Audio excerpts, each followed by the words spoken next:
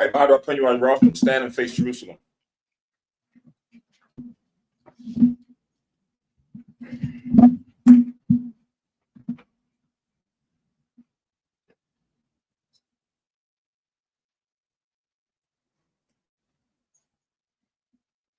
Blessing of the Sabbath. Barakatah Yahweh, Bahashem Yahweh Shai, Asherah, Tolanawa, Hashabath, Bashalom, Bawada, Aman. Blessed are you, Yahweh, in the name of Yahweh Shai, that gives to us the Sabbath in peace. Thank you, so be it. Quiet. Ha'ayim Ma'ad Asherayim Akkad, Psalm 121.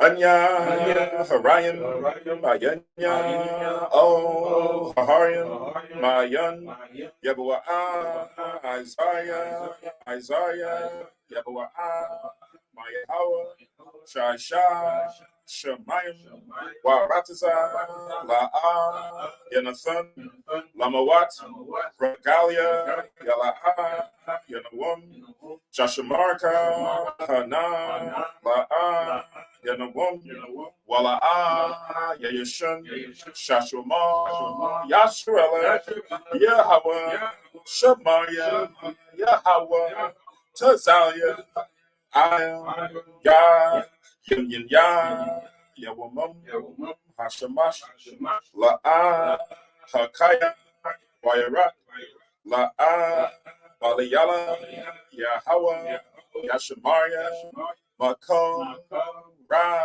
Yashamar, Napasha, Yahweh, Yashamar, Hawalakia, Wabuaya, Ma'aitha, Wa'ai, Iwalam, Basham, Yahabasha, Thawada, Aman. Psalm 121. I will lift up my eyes into the hills, from whence cometh my help. My help comes from the Lord which made heaven and earth. You will not suffer thy foot to be moved. He that keepeth thee will not slumber. Behold, he that keepeth Israel shall neither slumber nor sleep. The Lord is thy keeper. The Lord is thy shade upon thy right hand. The sun shall not smite thee by day, nor the moon by night.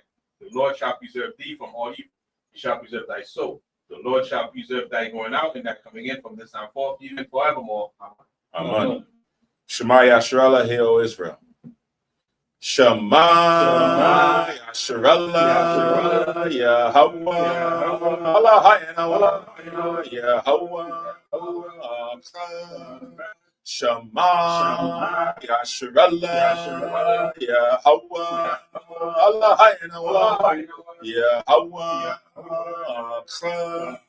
Shema Yasharallah, Yahweh, Allah, Yahweh.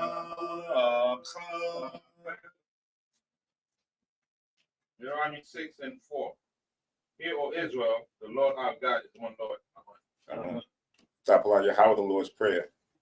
Abiyanawa, Shabbat Shemayim, Kodash, Haya, Shamka, Yahweh, Malakwaka, Taba'ah, Ratazawanka, Haya, Aisha, Baratiza, Ka, Bashamayim, Natulanawa, Wakam, Yawum, Sa, Wasalakanawa, Kababathanawa, Kasalaknawa, Kababathanawa, Wala'a, Habiyana, O, Nasaiwan, Abo, Hawashino, Marai, Kaya, Laka, Hamalakwa, Waha'ala, Watha Para, La'aywalam, Aman. Matthew 6 and 9. After this minute, therefore, pray ye. Our Father which art in heaven, hallowed be thy name. Thy kingdom come, thy will be done in earth as it is in heaven. Give us this day our daily bread, and forgive us our debts, and forgive our debtors. And lead us not into temptation, but deliver us from evil. For thine is the power, and for thine is the kingdom, and the power, and the glory forever. Amen. Aisha Ramata's the of the Ten Commandments.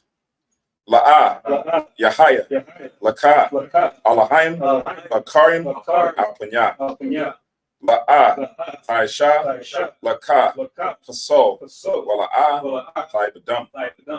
La'a, Talakwaka, Shamwa, Yahweh, Alahayaka, Ashua. Zakar, Ath, Hayawun, Hashabat, Lakodashwa. Kabad, Abiyaka, La'amaka. La'a, Ratiza. La'a, La'a, Takana. La'a, Taina, Shakur. La'a, Takamad, Ko, Ashura, Lara'ayaka, Aman. Exodus 20 and 2. I am the Lord thy father, which have brought thee out of Egypt, out of the house of bondage. I have no other gods before. I shall not make unto thee any graven image or any likeness of anything that is in heaven above, or that is in the earth beneath, or that is in the water under the earth. Thou shalt not bow down thyself to them, nor serve them. For I, the Lord thy God, am a jealous God, visiting the iniquity of the fathers upon the children unto the third and fourth generation of them that hate me, and showing mercy unto thousands of them that love me and keep my commandments. Thou shalt not take the name of the Lord thy God in vain, for the Lord will not hold him guiltless that taketh his name in vain. Remember the Sabbath day to keep it holy. 6 days shalt thou labor and do all thy work, but the seventh day is the Sabbath of the Lord thy God. In it thou shalt not do any work, thou, nor thy son, nor thy daughter, thy manservant, nor thy maidservant, nor thy cattle, nor thy stranger that is within thy gates. For in 6 days the Lord made heaven and earth, the sea and all that in them is, and rested the seventh day. Wherefore the Lord blessed the Sabbath day and hallowed it. Honor thy father and thy mother, that thy days may be long upon the land which the Lord thy God giveth thee. Thou shalt not kill, thou shalt not commit adultery, thou shalt not steal, thou shalt not bear false witness against thy neighbor, thou shalt not covet thy neighbor's house, thou shalt not covet thy neighbor's wife, nor his manservant, nor his maidservant, nor his ox, nor his ass, nor anything that is thy neighbor's. Amen. Aman. Yeshua, be seated.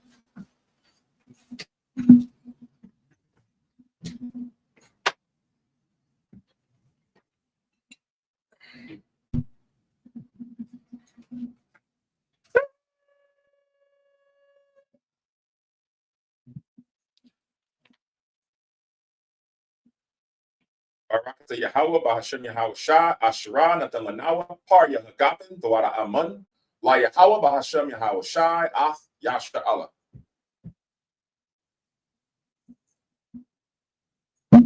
English translation. Blessed are you, Yahweh, in the name of Yahweh Shah, that gives to us the fruit of the vine. Thank you, so be it. To Yahweh, in the name of Yahweh Shah, with Israel.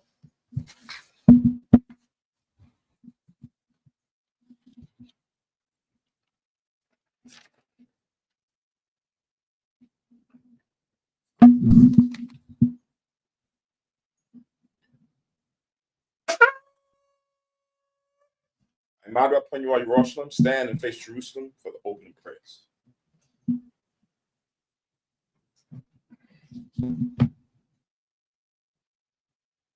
Barakata Yahweh, Hagadol, Rakwon, Abiyah, Wanara'a, Aliyawan.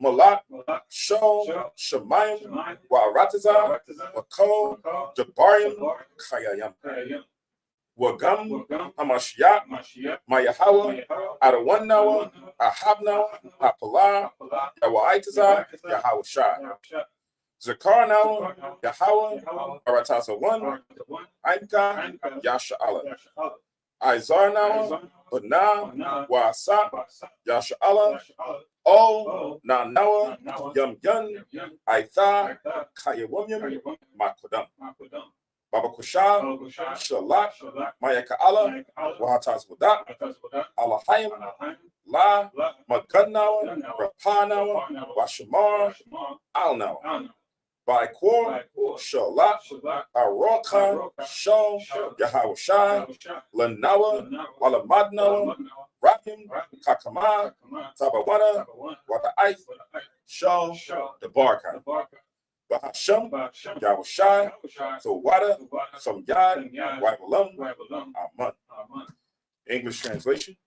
Blessed are you, Yahweh, the great, merciful, mighty, terrible, most high power, King of heaven and earth and all things living. And also the anointed from Yahweh, our Lord, our friend, the wonderful counselor, Yahweh Shai. Remember us, Yahweh, favorably, your people, Israel, help us build and gather Israel. Most high, we beg you, right now, like the days of old. Please send Michael and the righteous powers to protect us, heal us, and watch over us. Mainly to the spirit of Yahweh Shai to us, to teach us much wisdom, knowledge, and understanding of thy word. In the name of Yahweh Shai, thank you always and forever, so be it. Repeat the Hebrew only. Blessed are you, Yahweh, in the name of Yahweh Shai, that gives to us the law. Barak say Yahweh, Bahashem Yahweh Shai, Asherah, Nathalanawa, Hathawara. Blessed are you, Yahweh, in the name of Yahweh Shai, that gives to us light to see. Barakatah Yahweh, Bahashem Yahweh Shai, Asherah, Nathalanawa, Awar, Larawat. Blessed are you, Yahweh, in the name of Yahweh Shai, that gives to us the ram song to call the people. Barakatah Yahweh, Bahashem Yahweh Shai, Asherah, Nathalanawa, Koran, Hayal, La Korah, Ha'ain. Blessed are you, Yahweh, in the name of Yahweh Shai, that gives to us the olive oil to anoint Israel. Barakatah Yahweh, Bahashem Yahweh Shai, Asherah, Athalanawa, Hasheman, Zayaf, Lamashak, Yasha Allah, Yeshua. Be seated.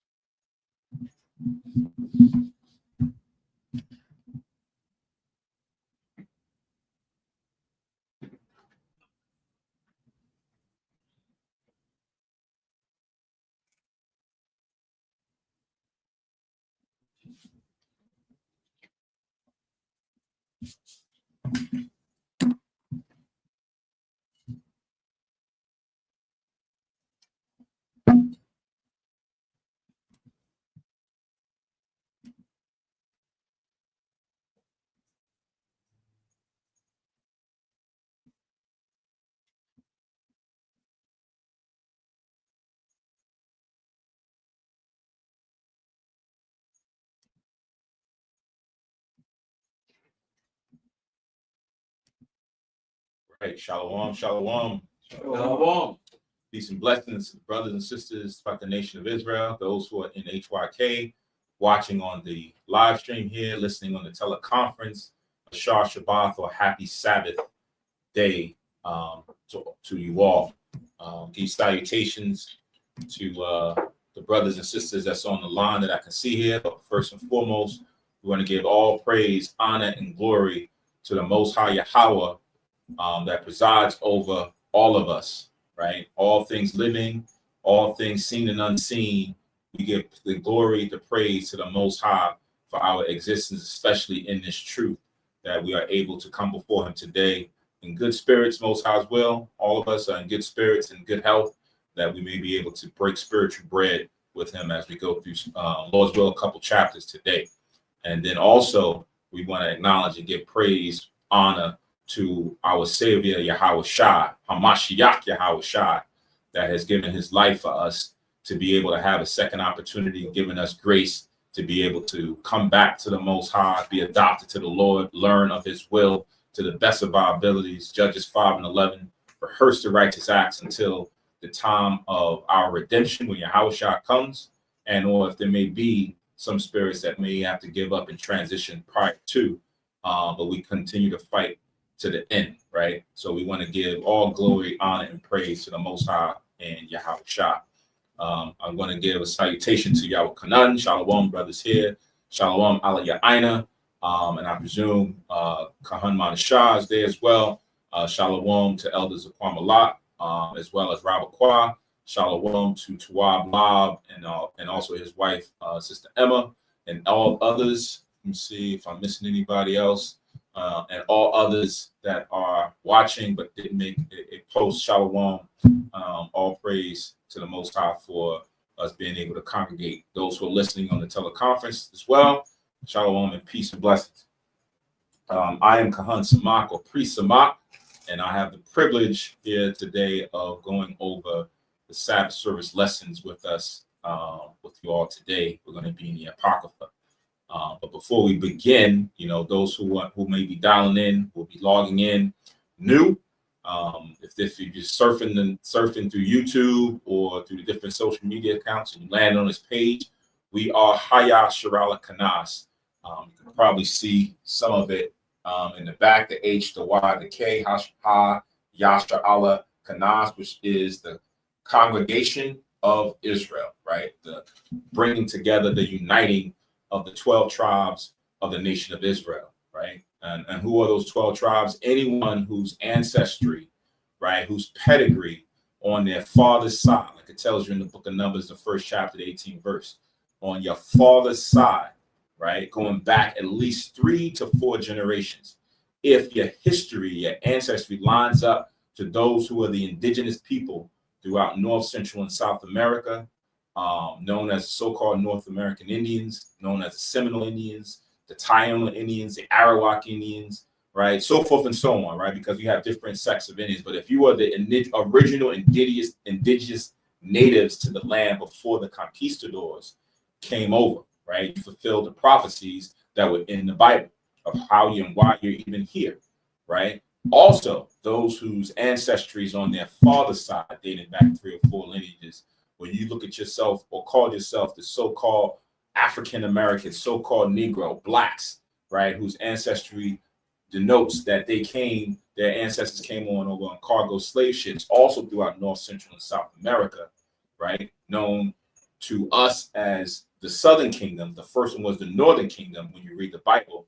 If your history aligns to that on your father's side, then you most likely are a representative of the Lord's chosen people, right? And we go through the scriptures to bring out the identities of those people with prophecies, aligning them with his history, aligning it with geography, aligning it with archaeology, right? And then, of course, the spirit. The spirit is going to be most important, because you can be those people, but if you're not flowing or following it according to the Spirit, the Holy Spirit, then it doesn't matter, right? You're an Israelite that's going to be judged in the end, just like the rest of the those who commit iniquity, right, or the sinful people in the world, right? But with that being said, if you are one of those people, you have an obligation, like it tells you in Deuteronomy, the 10th chapter and the 12th verse, right? The Most High has a requirement for you to keep his laws, statutes, and commandments, and to love him with all your heart. Love being the emphasis of an action word, right? Meaning you show the Most High how you love him, not just in word or voice. You have to show him by keeping his commandments. So anyone who fits those descriptions, right, would be the Lord's chosen people. And if you are, you have a requirement to come to any camp, right? Any of the brothers who are in the spirit, who are teaching this lesson, teaching this word, to learn of the laws that you're supposed to be following. Like today is a Sabbath day.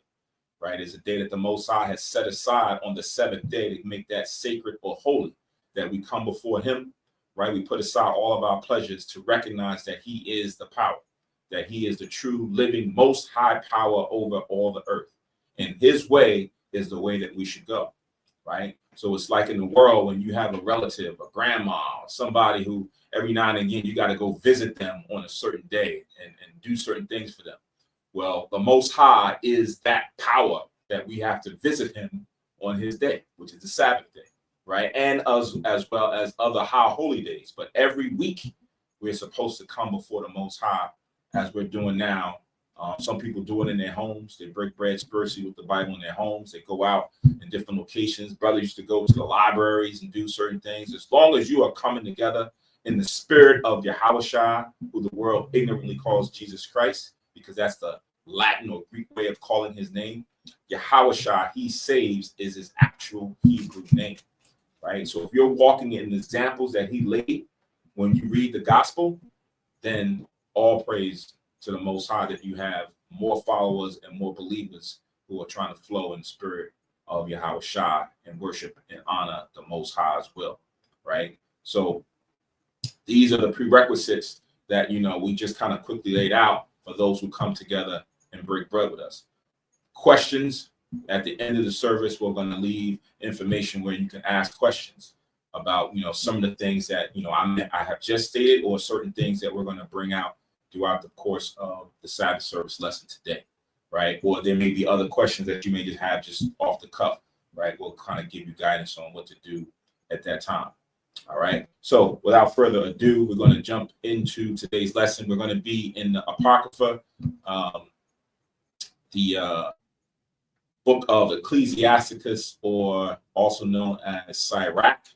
We're going to be in the 21st and 22nd chapter, and Most High's will. I say, if we can get through both, because I know there's times where there's a lot of meat on the bones. We go through a lot of precepts, commentary, and we may only have time for one sometimes. But I always say I'm going to try to be expeditious but judicious in making sure that we can leave no stone unturned, and as we go through these precepts. So again, we're going to start off in Ecclesiasticus chapter 21. The beauty of the book of Ecclesiasticus and Proverbs, these two type books are parallels of each other. When you go into the history of how the book of Ecclesiasticus was comprised, it kind of mirrors the book of Proverbs, what Solomon put out, as far as for different words of wisdom of how you build your character, right? Certain things that you need to now have when you're keeping the law or you're walking in the law. It gives good testimonies or examples of testimonies of good and bad examples of how a person may walk. So when you read these things, if some of those things, say, if the shoe don't fit, right? If the shoe don't fit, don't wear it. Well, there's sometimes you put your foot, or you may have your foot in some of these shoes, even now, right? So now when you realize, and we read through some of these, and now the Lord is saying or admonishing us that that should not be the character that we should be walking in, then you got to take those shoes off. You got to recognize that that is something that the Most High deems as sinful or evil, and you got to begin to now flee from those practices and those acts, right? Mortify your members, like it says in the New Testament, right? Cut that off, or cut them off, or, recognize that you got something to work on to build yourself up. So I kind of like these because it kind of sets morals and principles of how a person should walk. All right. So we're going to start off in 21:1 in the book of Sirach. And it reads, it says, "My son, hast thou sinned? Do so no more, but ask pardon for thy former sins," right? So especially for us who've just come into this truth, if you now learned and read certain laws, certain testimonies of things that you didn't know about because you was ignorant, and you yourself did them in the past, it says don't do them again, right? You went to Christmas Day and you participated in Thanksgiving and you were popping off fireworks on 4th of July, and now you understand the history of your own peoples and what transpired, don't do that again, right? If you was a person who ate swine's flesh because that was just the thing, and you had pork pepperoni on your pizza, or your mom used to cook pork chops and things like that, and you thought it was good, but you read the law of Leviticus, don't do that again, right? And at the same time, ask for forgiveness, even if it was in ignorance, right? Even if it was in ignorance and you didn't know any better, still ask for forgiveness, right? It would be almost like you went and committed a transgression, and you didn't know that what you was doing was wrong, but it affected somebody, right? And now the person is standing before you, and they realize that you did it. Even though you did it out of ignorance, you'd be inclined to say, oh, I'm so sorry, I didn't know. You would still say, I'm sorry, I didn't know. So that's what you would still come to the Lord, Bahashem Yahushua, in the name of Yahushua, and ask for forgiveness. I didn't know. I'm so sorry. I can't believe that I was, following a way that was not righteous, right? So that is the mantra here, is stop the sinning, right? And a lot of times when you read the Bible, no slight or no fault, to the women, but it tells you in Proverbs 8:4, unto you, O men, I call. So the majority of the Bible is going to be written to men, because men, like it tells you in 1 Corinthians 11, I think 2-4, it gives you the order, right? It gives you the order that the Most High is the Most High. He's supreme. Then second in command is Yahushua. Then third in command in order of dominion is man himself. Fourth then becomes women. Then after the women is children. So that's the hierarchy.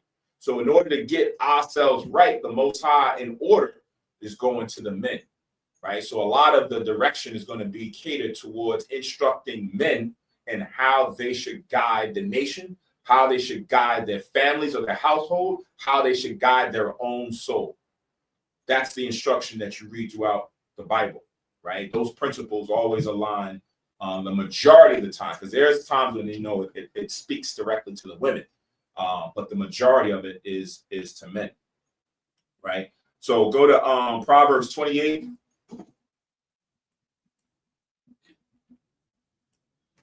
Proverbs 28:13.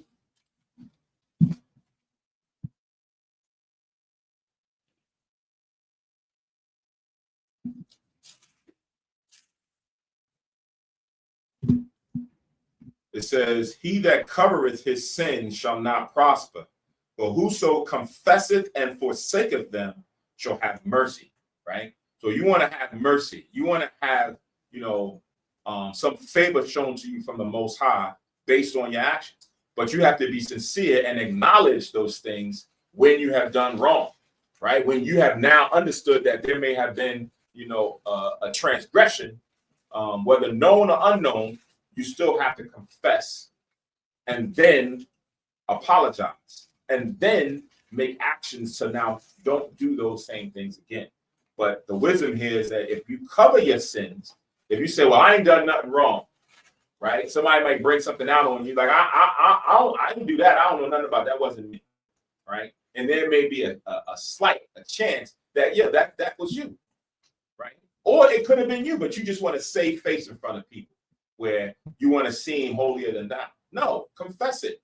We're all brothers, and we're all trying to get to the same thing. That's why Yahushua gave that proud parable. I think Elder Zaquan went through it last week, as far as for men going out to the field and work and everyone getting the same pay, the same penny, right? Just because you are a person who learn more, or because you have more money, or because you doesn't matter. Everybody's getting the same thing. So you should not have to put on the front for anybody in order to get more. No, right? There's a humbleness to this, that the Most High wants you to be sincere and confess before him. Yahweh Kanan. Proverbs 30:20. Proverbs 30:20. It says, such is the way of an adulterous woman. She eateth and wipeth her mouth, and said, I have done no wickedness. Gun, right? A lot of times people want to say, I ain't done nothing wrong. I ain't do nothing wrong.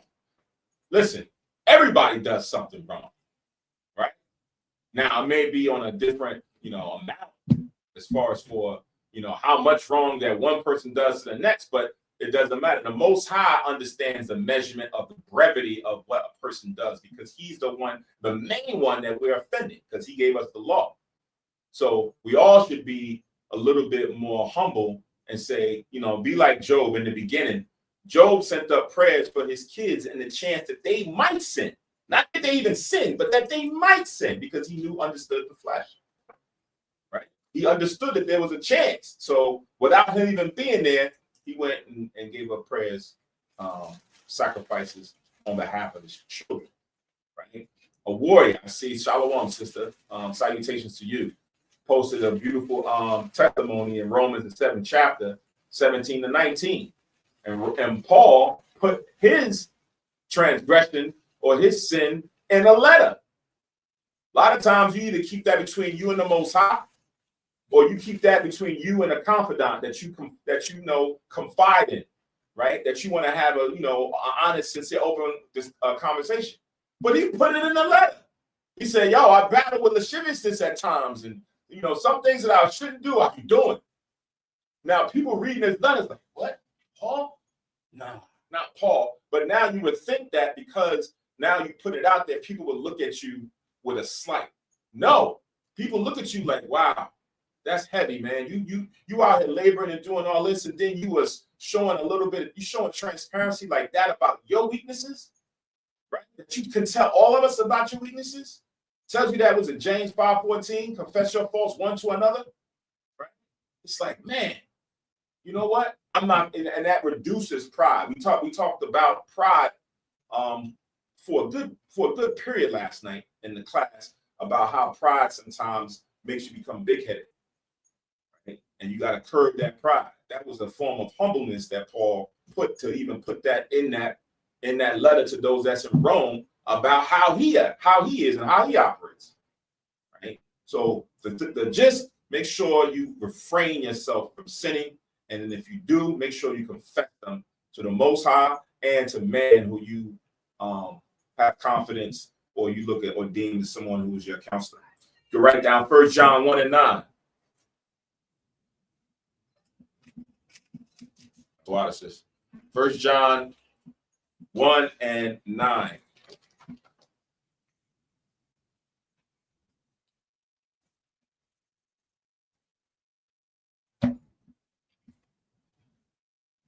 It reads, "If we confess our sins, he is faithful and just to forgive us our sins and to cleanse us from all unrighteousness." Right? If you confess. If you don't confess, if you don't acknowledge, right? If you're not sincere, the Most High he may hold you to that until you break that spirit. Right? He may withhold certain mercies and gifts to you because you haven't not fully come sincerely to him. All right, let's go back. Ecclesiasticus chapter 21, we have verse 2. It says, "Flee from sin as from the face of a serpent. For if thou comest too near it, it will bite thee. The teeth thereof are as the teeth of a lion, slaying the souls of men." Right? So if there's sinful acts or sinful people, flee from that. Right? You put yourself in positions where you continually are around certain people, you're going to get bit. You ever see sometimes on social media or whatever, where you got certain people, they want to mess around with snakes. They want to be like other people, and the cobra is swaying, and they want to be able to be like a charmer, the enchantress, and doing it. All of a sudden, and this thing's like, "Oh!" I got bit. And what we say, he's stupid. Why would you do that? It didn't make no sense. What benefit are you getting out of that? Right? But that's like how sin is with some people. We put ourselves in danger and harm's way when we don't need to do. Right? Go to the book of stay in the Apocrypha in Ecclesiasticus, go to chapter 12. We went through this a while back, chapter 12 and verse 13.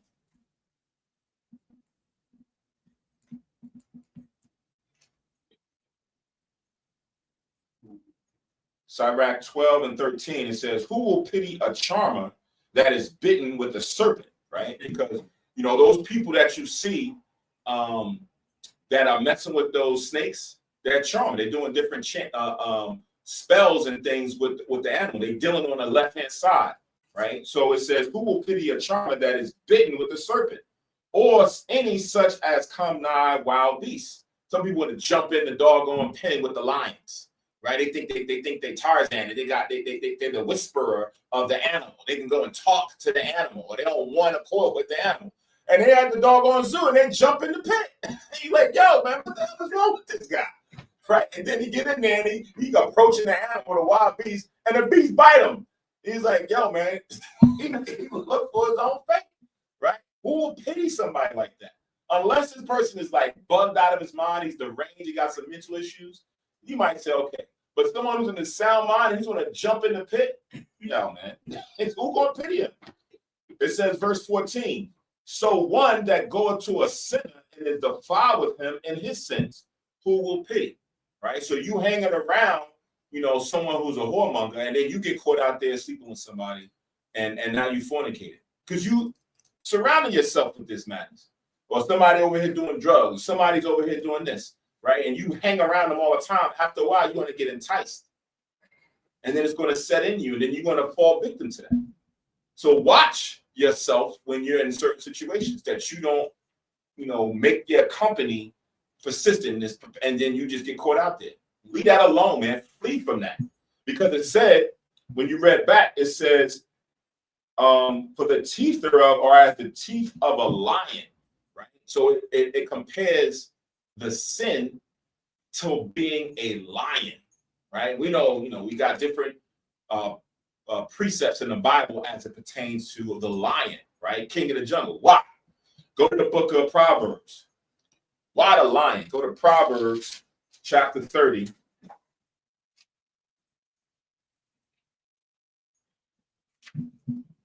And verse 30.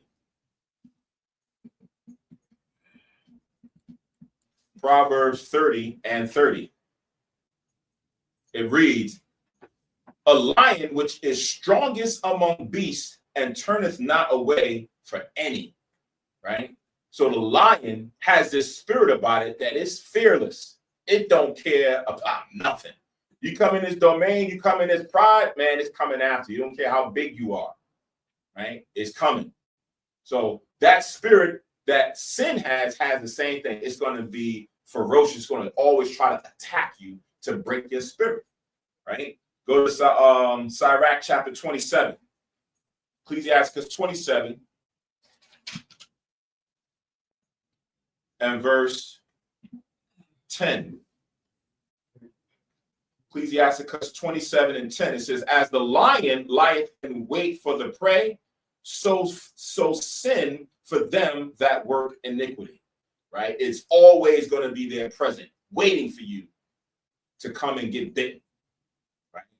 Because the lion is going to always be, trying to attack. One more, 1 Peter chapter 5. So as a safeguard to exhort you, it says this in 1 Peter 5 and 8. 1 Peter 5 and 8. I see your hand before. It says, be sober, be vigilant, right? You got to be always aware of your surroundings. That's what it means to be sober. Just don't always mean you can't, don't drink, right? It's talking about being clear-headed, clear-minded, scanning the room, reading the room, right? Be vigilant, because your adversary, the devil, as a roaring lion, walketh about seeking whom he may devour, right?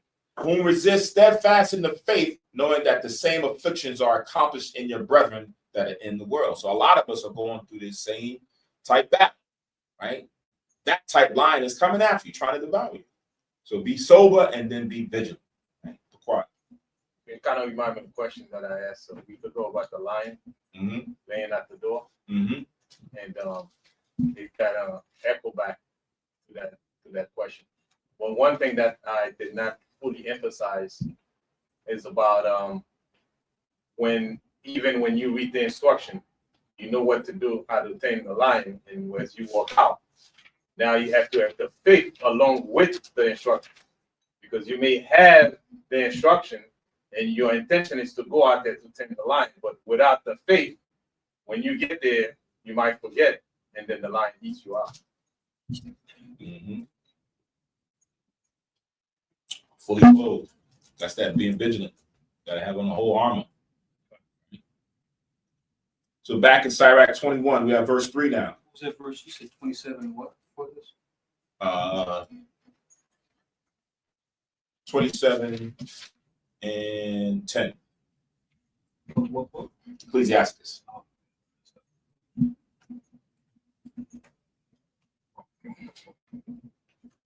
So we have verse 3. It says, all iniquity is as a two-edged sword, the wound whereof cannot be healed. Right? So all iniquity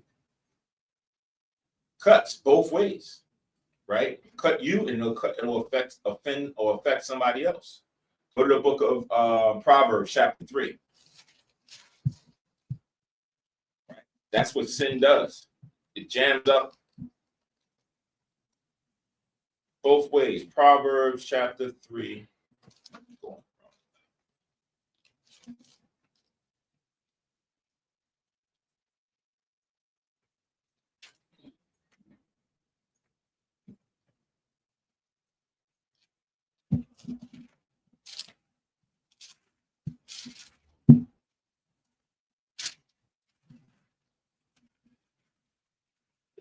Bear with me.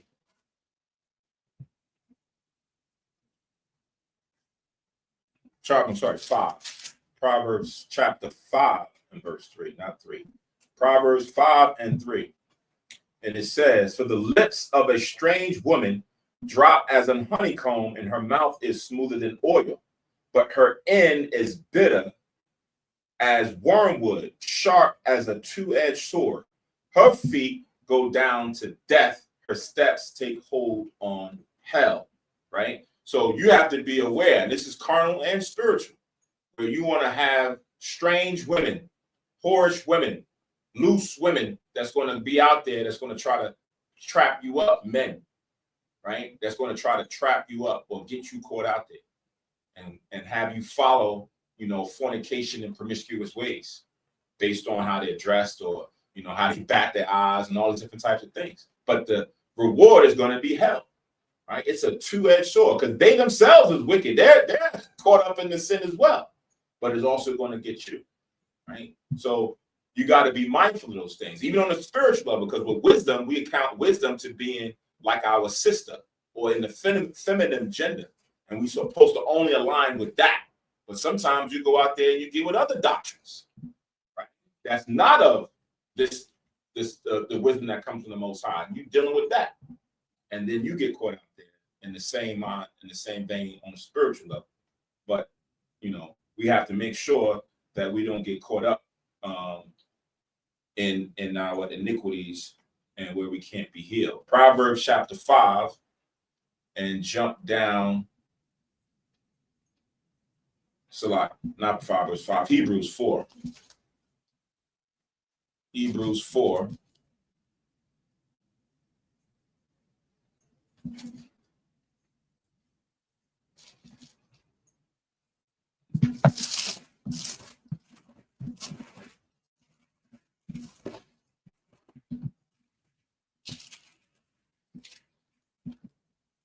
And verse 12, it says, for the word of power is quick and powerful and sharper than any two-edged sword, right? So sin can get you like a two-edged sword, but the word is sharper than any two-edged sword, right? You want to make sure that that type sword is what you have as your protection, where it can cut what sin is doing. That's what Satan or the devil had that conversation with Yahweh at the temptation, right? He was pulling different types of precepts, but when you deal with it in righteousness, when you deal with it according to understanding, you can fend off any of these different types of spirits and these different types of temptations that's going to come at you. It says, piercing even to the dividing asunder of soul and spirit and of the joints and marrow, and is a discerner of the thoughts and intents of the heart. I always like that last part when it says it is a discerner of the thoughts and an intent of the heart, because I usually stand on your intentions of why you do things, right? You may do something. You might go out there and feed the people, but what was your intent behind doing it? Was it because of the tax write-off? Was it because of money? Or because you sincerely desire to feed those brothers and sisters, right? The Most High's law is going to expose that. It's going to start to prick the heart, and then you now have to show forth the reasons or the intentions. The Bible is beautiful. It's perfectly orchestrated to be able to manifest a person's true intentions, or manifest that person's really about the Most High, not, right? Throughout the variety of the different laws and things that we have, it's going to come out, right? Because you're not going to be able to stand and continue in doing this, and if you're not sincere, it's going to root you out. By and large, it's going to do that. So the Most High has this Bible as a way of cutting a person's heart, right? Even when Stephen was getting stoned and he was saying what he was saying, and he said, what? And they were cut to the heart, right? Cut to the heart, because their intentions and their thoughts was not honest with the Most High. And it exposed them. And that's why they went and stoned Stephen, right? And he was held in honor. All right, so let's go back. I'm going to try to be short, a little bit short on some of the precepts, see if we can get through both chapters. Let's go back. Sirach chapter 4. I'm going to talk to 21 and verse 4. It says, to terrify and do wrong will waste riches. Thus the house of proud men shall be made desolate, right? So to terrify and do wrong will waste riches. If you're a proud man who likes to impose his will upon people, bring them down, put them down, what you have, the Most High will remove it. It's like the parable Yahushua gave with the talents. You had a talent, you had a gift, you had something, but because of your wickedness, because of your slothfulness, whatever, it's going to get taken away, right? Because of your pride, or that proud look, right? Go to the book of Proverbs, chapter 21. You notice a lot of linkages between Proverbs and Ecclesiasticus. Proverbs 21.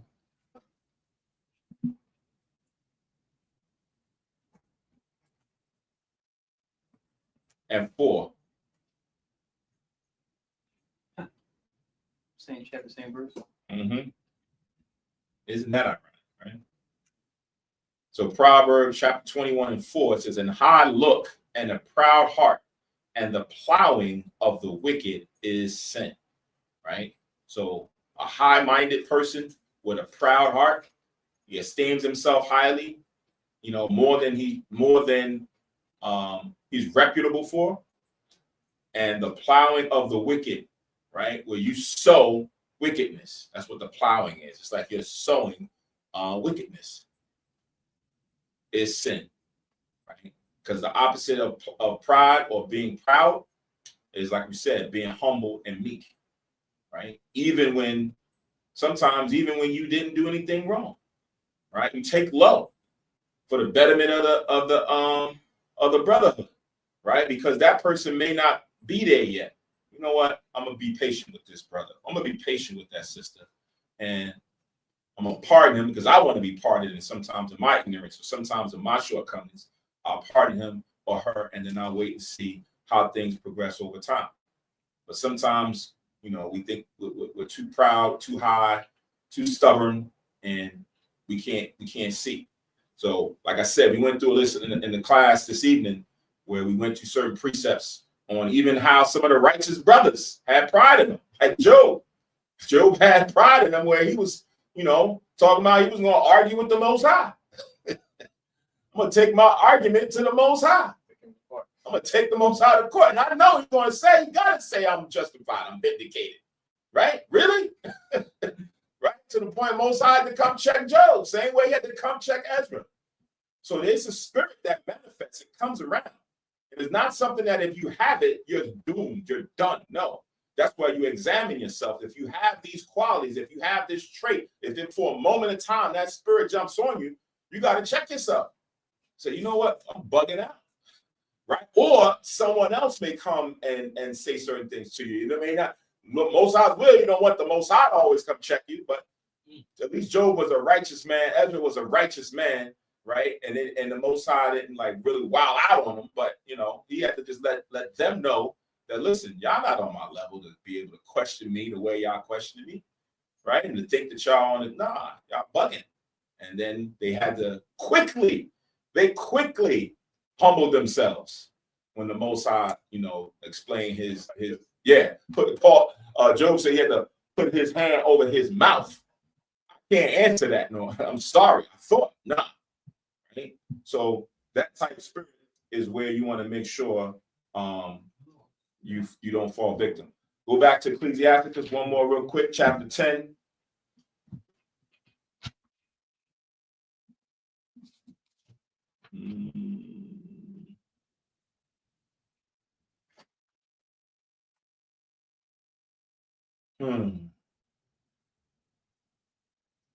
It's not the one I wanted.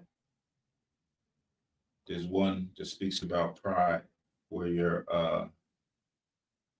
let me see real quick. Bear with me. There's a couple that's in there, but I want.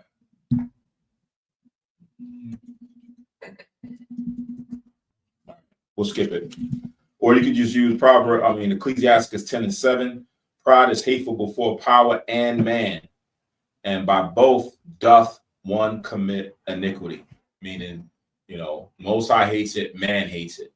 When you do it, it upsets the Most High and it upsets the brotherhood, right? It upsets how people move or operate with you. All right, so let's go back. That was what did I say? 10:7, con. So now we're back in 21 and verse 5. A prayer out of a poor man's mouth reacheth to the ears of Yahweh, or the Most High power, and his judgment cometh speedily, right? So when man prays, especially those who are low, the Most High will hear their prayers, right? Especially those who are crying out to the Most High sincerely because they have been wrong. Poor doesn't always mean as far as for you lack money, you lack riches. Poor means you're the poor in spirit, right? You're the poor in heart because of all the transgressions and things that are going on. You're crying out to the Most High. You don't have power, right? You don't have the ability to get yourself out of that circumstance. So in that situation, you're deemed as being poor and you're crying out to the Lord, right? Go to the book of Psalms, chapter 34. Psalms 34 and 17. Psalms 34:17, and it reads, the righteous cry, and the Lord heareth, and delivereth them out of all their troubles, right? So when you're going through different situations and circumstances and calamities, the Most High will hear your prayer and bring you out of those troubles, right? So that's Psalms 34:17. Jump up to verse 6.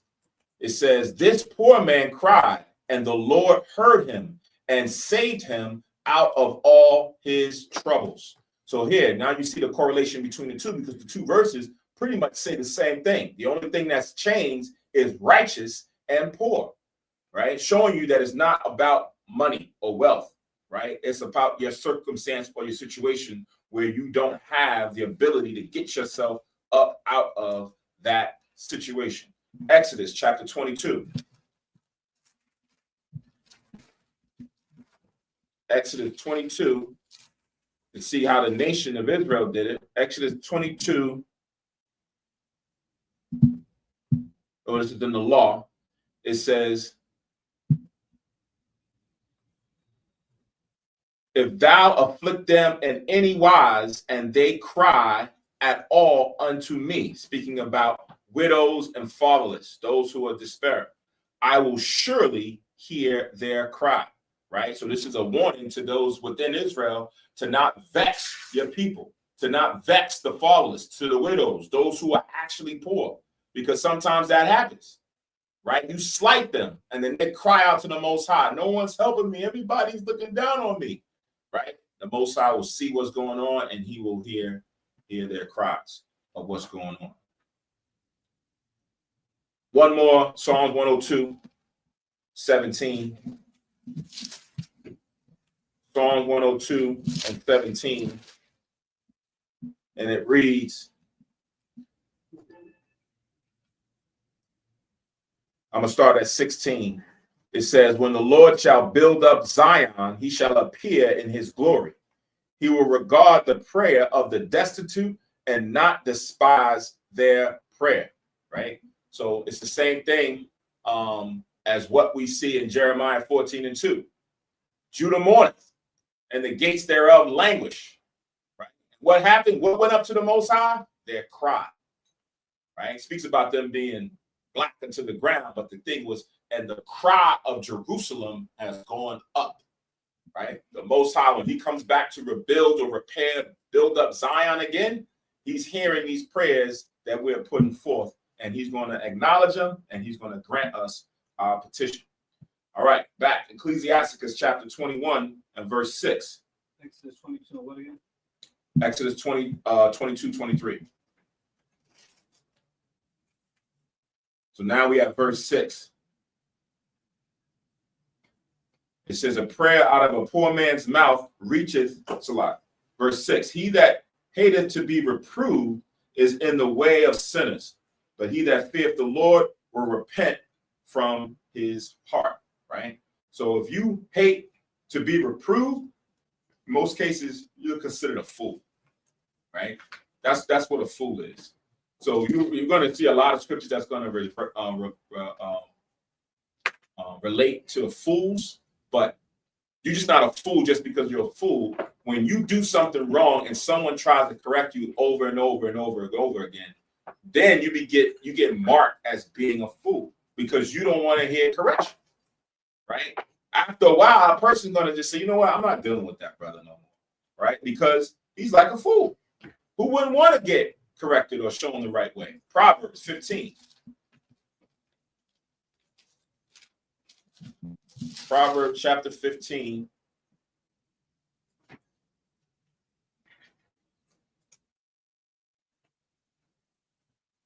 And 10. It says, correction is grievous unto him that forsaketh the way, right? The way is the will, keeping the law. Now, when that person is corrected, is grievous unto him, right? And he that hateth reproof shall die, plain and simple, right? You hate to be corrected or reproved, you're going to die in your sin or in your iniquity because you don't want to succumb to correction, right? That's what it says. He hated to be reproved, and he's going to have to die. But a wise individual, when he's corrected, he's going to take that gem, and then he's going to take it to heart, and then he's going to go and make corrections or make strides to now prevent himself from doing those things. Let's go back. Verse 7. It says, an eloquent man is known far and near, but a man of understanding knoweth when he slippeth, right? You have people who are well known for some of the things they may do within the community. Some of the charitable works that he does. He's well known, right? He has a reputation that precedes him. But on the flip side of that, it says, but a man of understanding knoweth when he slippeth, right? Even that man, even, great men make mistakes, right? A man of understanding will self-examine himself or herself, right? And then realize and said, you know what? Dang, I shouldn't have said that. Or I should have said something and I didn't. It was required of me. Or I was supposed to go and do this and I didn't do it. I messed up. Or what I told that woman the other day, I probably shouldn't have said that, right? It wasn't a wicked thing. It was just out of turn, right? It wasn't for her to receive that at that moment. I know better now. I'll probably choose my words a little bit with much better salt the next time. And I'll know how to answer her or talk to her, right? You kind of ponder those things in your mind. If you don't do that, then you're not self-examining. If you don't have those times to yourself when you are questioning, should I have done that or should I have not done that or did I? If you don't do that, then that's a problem, right? Because that's what the precept says. A man of understanding knowing when he slipped, right? Sometimes you slip and you fall. Pretty sure everybody in this room at some point in time slipped and fell. And that's just embarrassing, right? You slip, boom, and you fall. You look around and see who's you. Right? And then you get up. And then you might not tell nobody. Or if you sincere, I was like, yo, man, I bust my behind earlier today. What? Yeah, I fell flat on my back. Man, it hurt. Dad, what'd you do? I was wearing these sneakers and I was walking out. Why would you risk it? I don't know, man. I didn't want to pay attention to the weather. I didn't know it was going to be like that. Right? You're honest and sincere. But a person who slips wants to conceal it. You know, I ain't telling nobody this. I'm like, nobody's seen it. Right? So you want to be somebody of understanding to recognize, you know, when things don't actually always come out right. Verse 8. Oh, before you go on, Oh, so, I got a link for verse 6. okay. Sorry. Proverbs chapter 9, verses 7 to 9. So back in verse 6, Proverbs chapter 7. Yeah. No, chapter 9. Chapter 9, verses 7 to 9. Okay.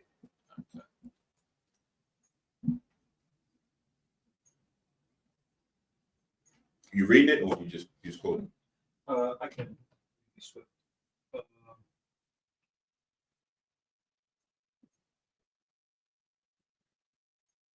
So this is Proverbs 9 and 7.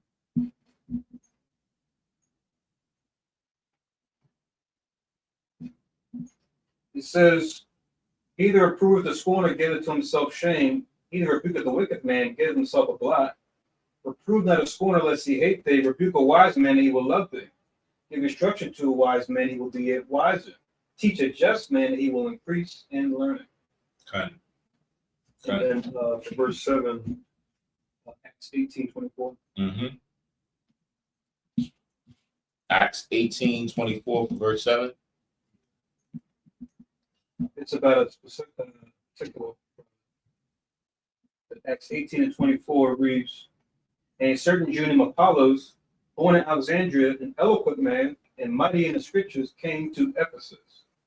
Here, Paul dropped his name a couple times in different letters. Mm-hmm. And it was known about him even before he came to the truth. Mm-hmm. Well, truth about Christ as opposed to John the Baptist. Here. Okay. All right, back in Sirach chapter 21, we have verse 8 now. It says, he that buildeth his house with other men's money is like one that gathereth himself stones for the tomb of his burial. Right? So you're defrauding other people and using their money to now build yourself up. Right? And that's wicked. That's what society usually does. These companies, these corporations, they defraud the people, pad their pockets, and then go live in these lavish, you know, multi-million-dollar homes all over the place, right? But the Most High says there's a judgment that's going to come to them as well. Go to Jeremiah chapter 22. Jeremiah 22.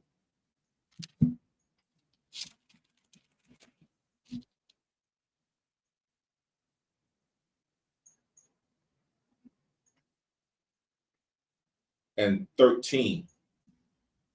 Jeremiah 22:13. Woe unto him that buildeth his house by unrighteousness, and his chambers by wrong, that useth his neighbor's services without wages, and giveth him not for his work. Right?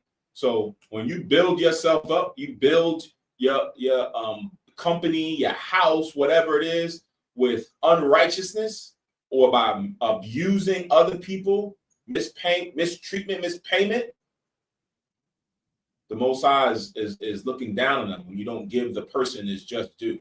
It's wrong, right? So there's a certain honor in how you do business. There's a certain honor in how you have relationships with others, and you make barters or you make trades or you hire people, whatever that may be. The Most High has principles behind that, right? You can't do what they do out there in society, right? Just start taxing the people just because it's another thing. Every now and again, you'll see there's like another fee on your bill. You're like, yo, man, I see like I got my bill. It's like 5 different taxes there. A year from now, it's going to be 2 more. And what can you do, right? There's nothing you can do, right? That's the new hustle, is to just put a 50-something%, 50-cent tax, a $2 tax. You're like, yo, it was $37, now it's $39, now it's $41, right? And it's just tax.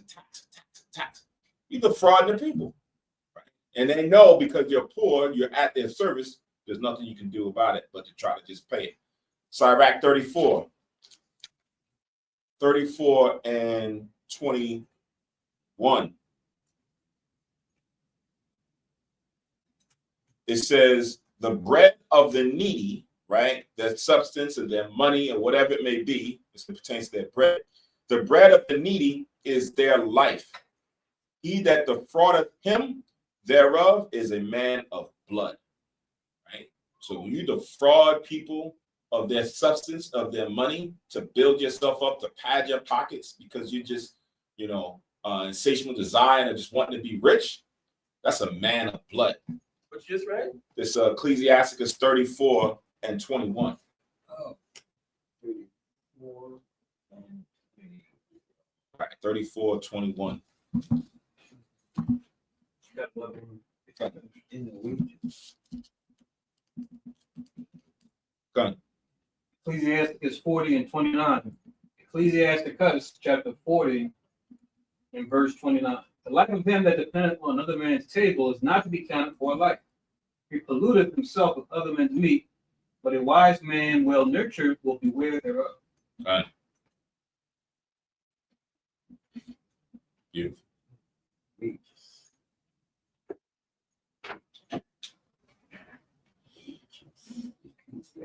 Back in 21, we have verse 9. It says, the congregation of the wicked is like a tow wrapped together, and the end of them is a flame of fire to destroy them, right? Yahushua talks about this in the Gospels, in Matthew's.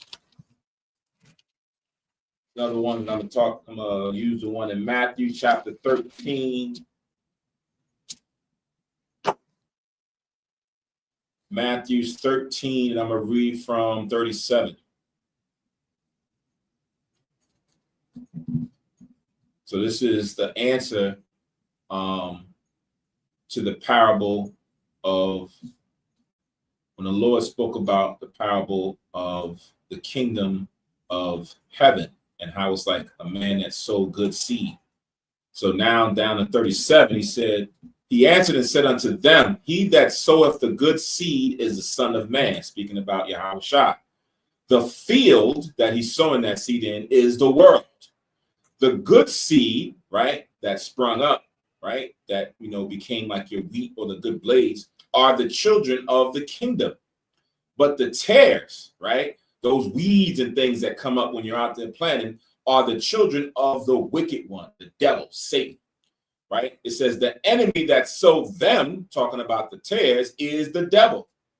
The harvest, when it's like how you get to the end of the harvest season, barley, wheat, whatever, the harvest is the end of the world. So at the time when you're now waiting for that harvest to come in for you to go and redeem your crops, that's what the end of the world is symbolic to.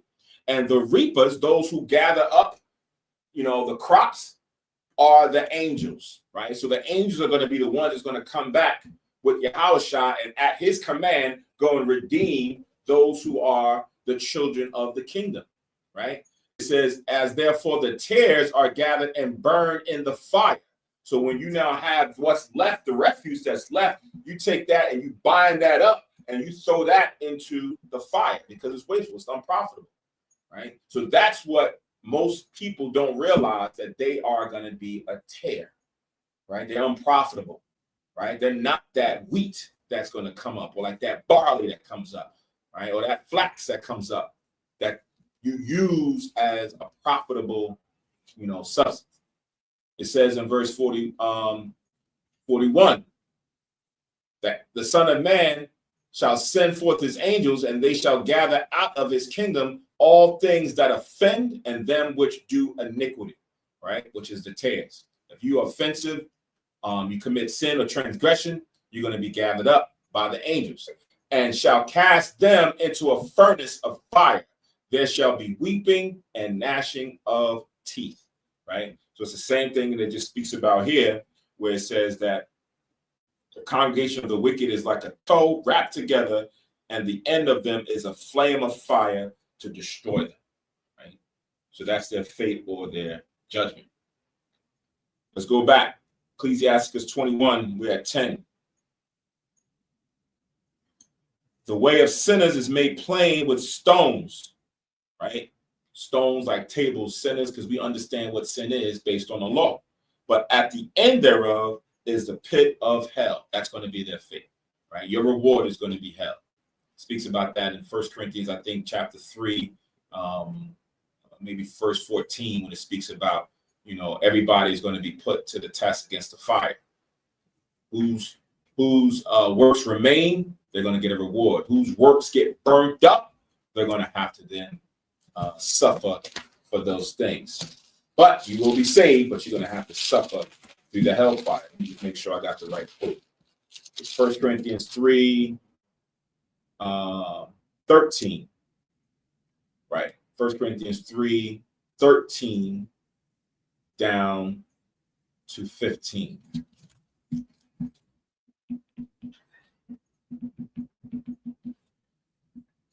All right, let's go back. 21 and 11. He that keepeth the law of the Lord getteth the understanding thereof.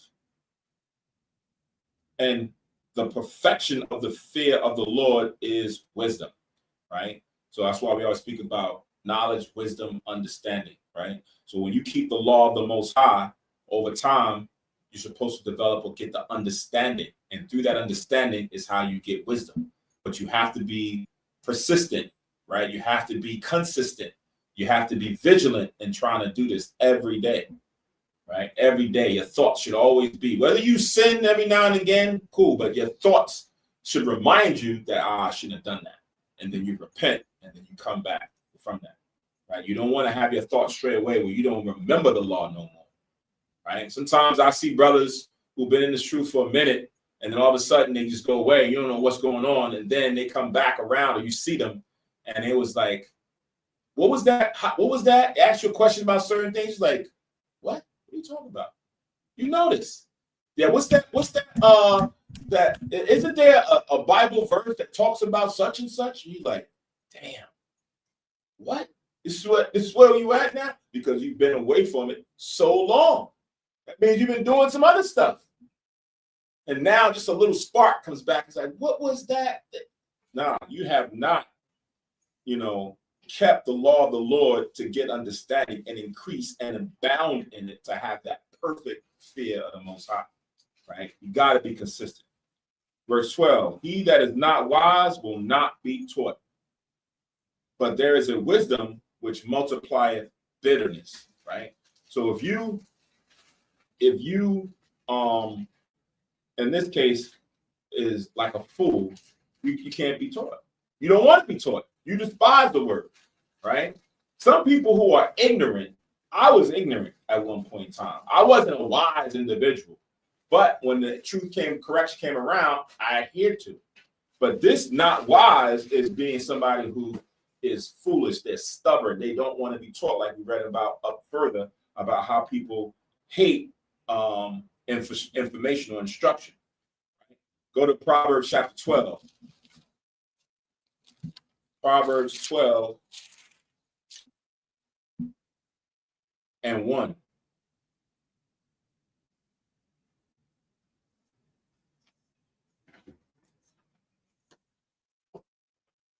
Proverbs 12 and 1, it says, whoso loveth instruction loveth knowledge, but he that hateth reproof is brutish, right? It's like you're brutish, you're stubborn, and you're stuck in your ways.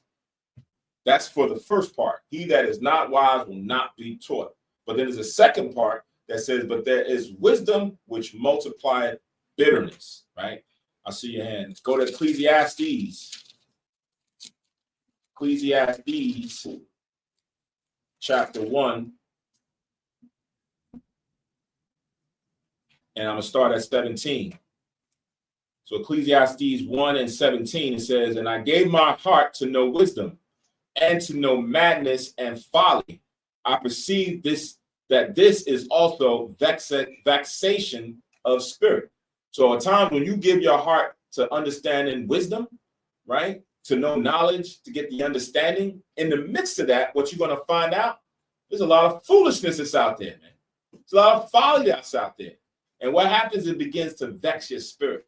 You start to look at how certain people act and conduct themselves, and they shouldn't be doing it, and it vexes you.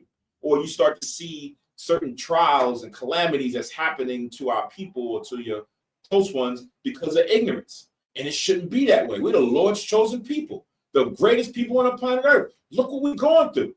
So Solomon said in verse 18, for in much wisdom is much grief. And he that increaseth knowledge increaseth sorrow. Because now you have to also go through much changes, right? Those who you had close to you, you got to separate yourself from them because they now are exhibiting iniquity and sin. So now you feel yourself isolated. Now what you had as a strong bond of you thought, you got to cut that cord, right? And then you start seeing death and all kind of calamities happening around you. Like, oh man, this is hell, man. This is hard for me to bear and witness. Brothers, I remember in 2020 when brothers was dropping down like flies, they were just shooting. It was like a viral moment. They were just shooting brothers in the back with a gun, running away. Like, yo, the guy ain't got no gun, but he's running away. Bah. Cop was justified because he feared for his life. Feared for his life. Wow, the guy's running away. Feared for his life. Brother, brother died, and then another week, and another week, another week, and you witnessing this at the hands of the enemy. You're like, yo, man, this is crazy, right? So within a lot of you progressing and coming to the knowledge of the Most High, you're going to also see some grief. You're also going to see and bear witness to what the Most High prophesied in the Bible is going to happen, right? We know these things are going to happen. It don't mean that you don't have a heart. Paul knew. Paul said that he desired that all Israel could be saved. You don't think he knew that more than half of them are going to die? Do you think he knew that 2/3 of them are going to die? And some are going to die treacherously. It's in the scriptures, it's in the law. Yahushua showed him the end, but he still had a desire. Yeah, it says Psalms 50 and 17. It says, seeing thou hatest instruction and castest my words behind thee. So, yeah, some people like a fool, he hates instruction. Mm-hmm. And the word that's supposed to help him, he's casting it behind him, like it's not important. Mm-hmm. They're a fool, right? Come, if you're standing, read Proverbs 1.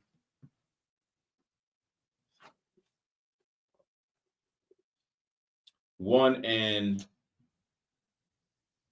23. Actually 24. Proverbs 1:24. Proverbs 1:24. Because I have called and ye refused. I have stretched out my hand and no man regarded. Keep going. But ye have set at naught all my counsel and would none of my reproof. I also will laugh at your calamity. I will mock when your fear cometh. When your fear cometh as desolation, and your destruction cometh as a whirlwind, when distress and anguish cometh upon you. Then shall they call upon me, I will not answer. They shall seek me early, but they shall not find me. Why? Read. For that they hated knowledge and did not choose the fear of the Lord. They would none of my counsel. They despised all my reproof. Last one. Therefore shall they eat of the fruit of their own way and be filled with their own devices. Right. So that's the fate of everybody who rejects the counsel and the knowledge of the Most High. I stopped at 31. That's what's going to happen. For those who hate knowledge, who don't want to be taught. Right? They're big and prideful in their own eyes. They know better. Right? What is that book going to teach me? Right? Who wrote that book? Right? You start getting all of the same vernaculars that people throw out, and it's like, all right, brother, all right.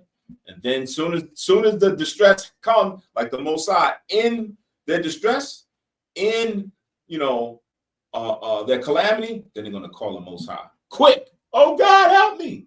Most High gonna let. When I tried to call, you didn't want to hear me. Back in Ecclesiasticus 21, and we're at 13 now. It says, the knowledge of a wise man shall abound like a flood, and his counsel is like a pure fountain of life, right? So that's what the knowledge does. Same thing Yahushua said in St. John 7:38. He that believeth on me, as the scripture have said, out of his belly shall flow rivers of living waters. So the knowledge of a wise man will be like a flood. It's like rivers pouring out. Go to 2nd Ezra, chapter 14. 2nd Ezra 14.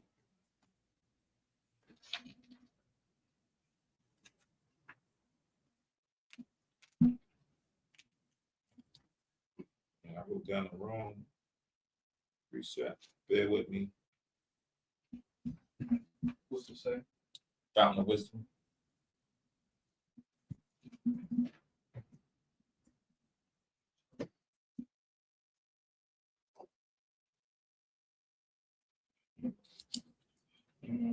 Oh, got it.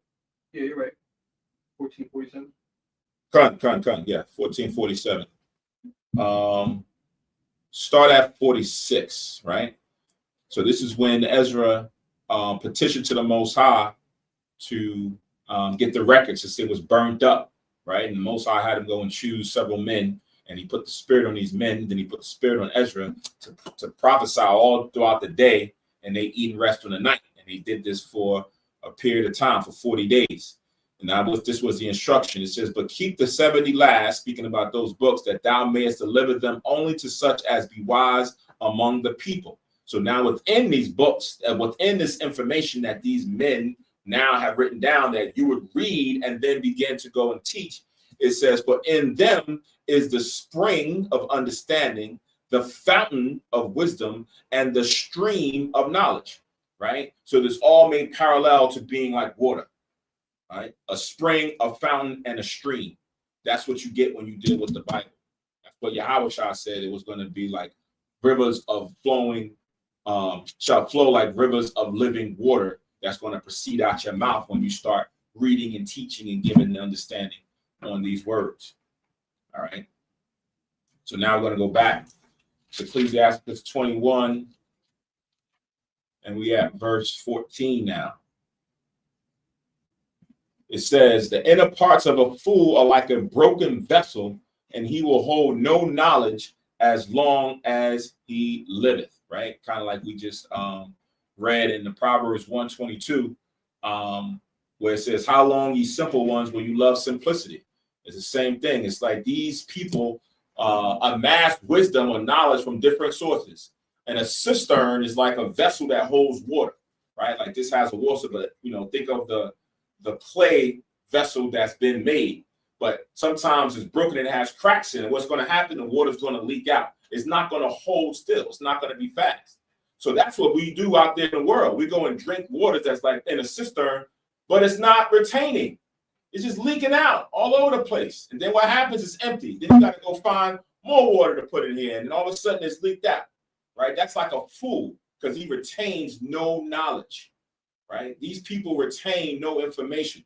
So again, it says the inner parts of a fool are like a broken vessel, and he will hold no knowledge as long as he liveth. Right? So now go to Jeremiah chapter 2. Jeremiah chapter 2.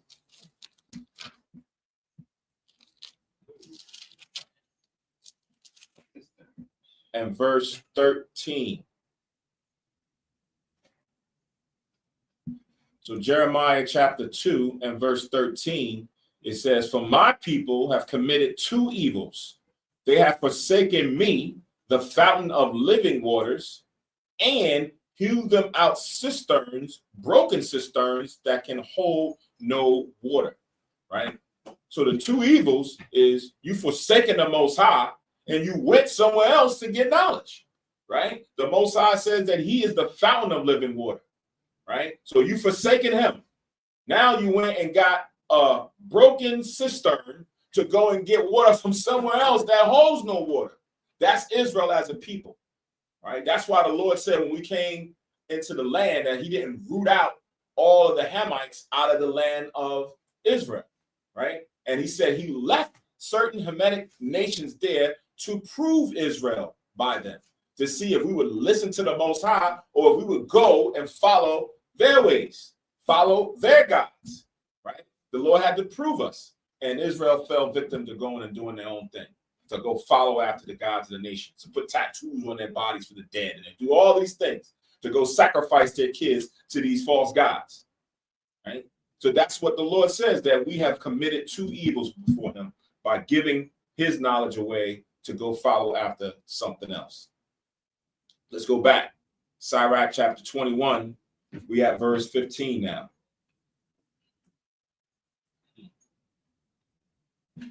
So it says, if a skillful man hear a wise word, he will commend it and add unto it, right? But as soon as one of no understanding heareth it, it displeaseth him, and he casts it behind his back, right? So a lot of times when we're going through classes or going through Sabbath services, and somebody might bring out a precept or bring out a comment that you probably wasn't paying attention to, or you didn't know it, you like, yo, what was that precept? Yo, that was heavy, man. Write that down. You know what that's like? And then you add unto it, right? That's what happens, right? You add on to what was there before that was a good thing, and then you make it better. And it's like, yo, what was that you said? And then now you might give an example, and it kind of expounds on it. That's what a skillful man does, because he's skilled in the Bible. He's skilled in now how he's going to exhort or teach someone using what he just now acquired. Did you say something, Nabian? All right, cut. Go to Proverbs.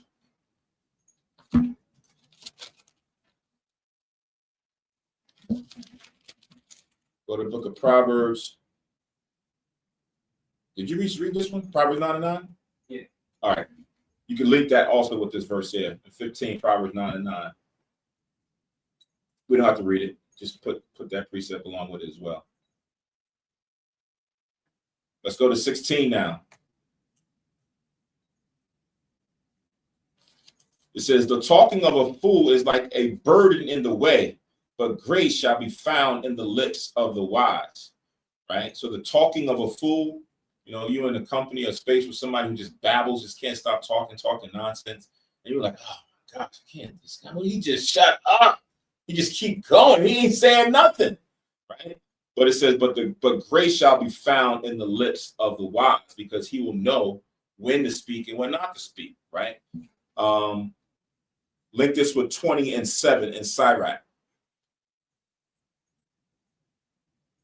20 and 7 says, a wise man will hold his tongue till he see opportunity, but a babbler and a fool will regard no time. Right? You don't measure time like you read in Ecclesiastes 3 and 1. There's a time and place for all things. For him, any time is good. He's always out of time, out of turn with his answer or his words. So now we have verse 17. They inquire at the mouth of the wise man in the congregation, and they shall ponder his words in their heart. Right? So that's what you usually want to do. Like people who are wise men, elder statesmen that have a lot of wisdom in the truth, right? Not just in the experience, but in the truth, to be able to, divide with the word, testimony, and law, and use personal experience. You want to hear what these individuals have to say. Right? You want to bow down your ear to what these men say. Go to Proverbs 22. Proverbs 22 and 17.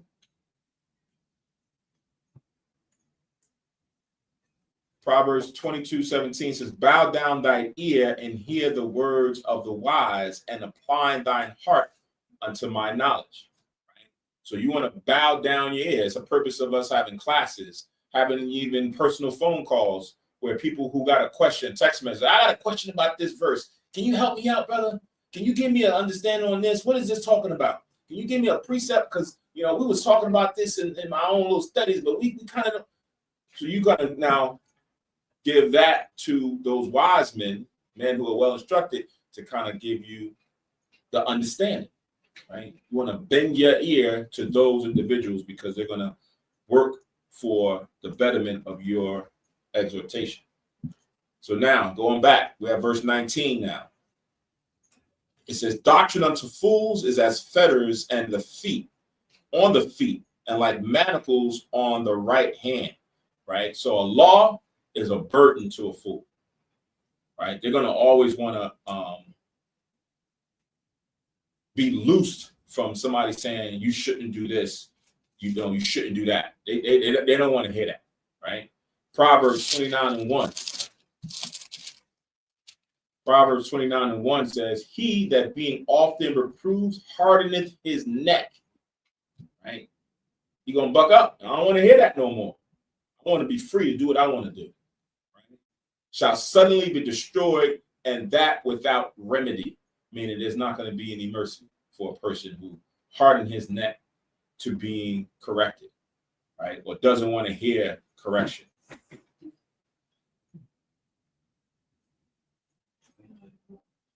Say again? I was repeating the verse 29:1. Okay.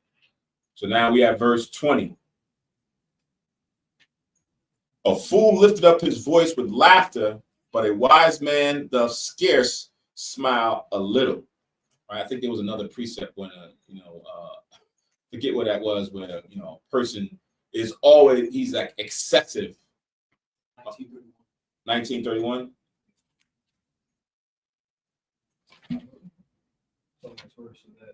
Ecclesiasticus chapter. You said Ecclesiasticus 19:31? Yeah, sure. Oh, 30. The last verse. Yeah, 30. It says the man's attire and excessive laughter and gait show what he is, right? Someone who's just always just full of just folly jolly, right? I call it folly jolly because there's some times where you have a good laugh, but his is in folly. It's just like nonsense stuff that this person brings up. And everything is a joke to him. Everything is funny. You look at this person, you're like, all right, it's a little too much. Then it goes to the next one. You're like, all right, it's time to go. It's time to get out of here, man, because I can't take too much of this. Right? Everybody I think has been in a situation or has a friend or has a relative that's just a disposition.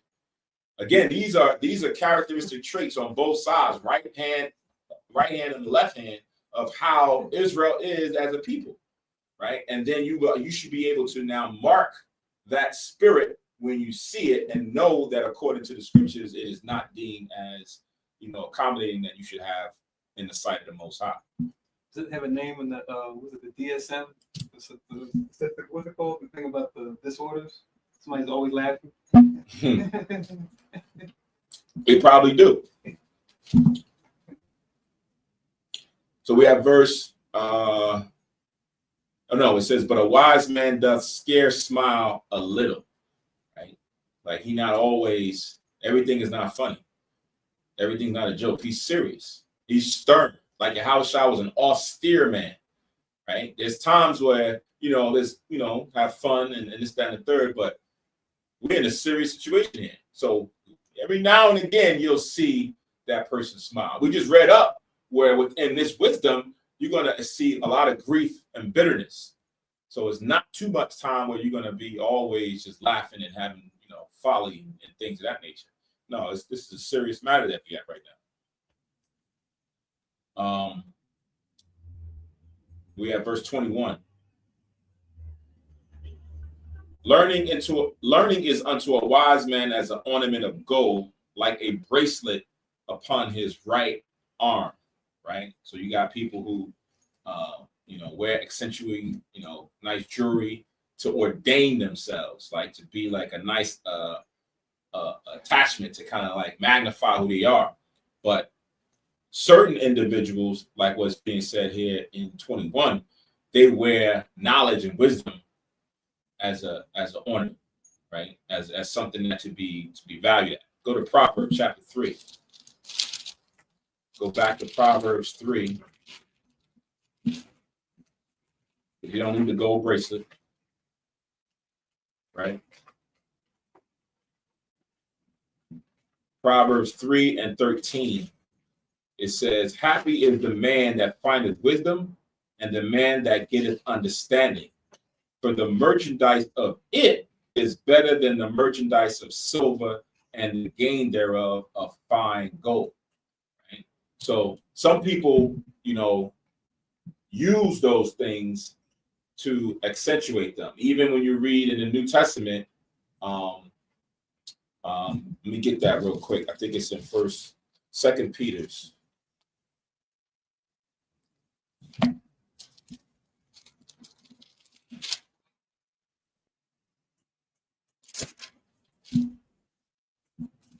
First Peter. I think First Peter's. Right. First Peter's chapter 3. First Peter's chapter 3, and I'm gonna start from 1 down to 3. Actually, then the 4. Right. So the same thing for a wise man, Peter gives it for the women. Right. So the verse I read before was Proverbs 3, 13, and 14. Now this is First Peter's 5 and 1. 3 and 1. Likewise, ye wives, be in subjection to your own husbands, that if any obey not the word, that they also may without the word be won by the conversation of the wise, while they behold your chaste conversation coupled with fear. And here's the key: whose adorning, right? The adorning means you put on certain apparel. Let it not be the outward adorning of plaiting the hair and of wearing of gold or of putting on of apparel, but let it be the hidden man of the heart, in that which is not corruptible, even the ornament of a meek and quiet spirit, which is in the sight of Yahweh of great price. So that verse doesn't mean that you can't plait your hair. It doesn't mean that you can't wear gold. It doesn't mean that you can't have fashionable attire. It means that don't let that be the priority. Don't let that be the front facing, where, you know, people speak about you. They only speak about, oh yeah, that sister she wears some nice clothes, right? But she kind of like a little wishy-washy. She got a bad spirit about it. She got a quick temper. She got this. No, right?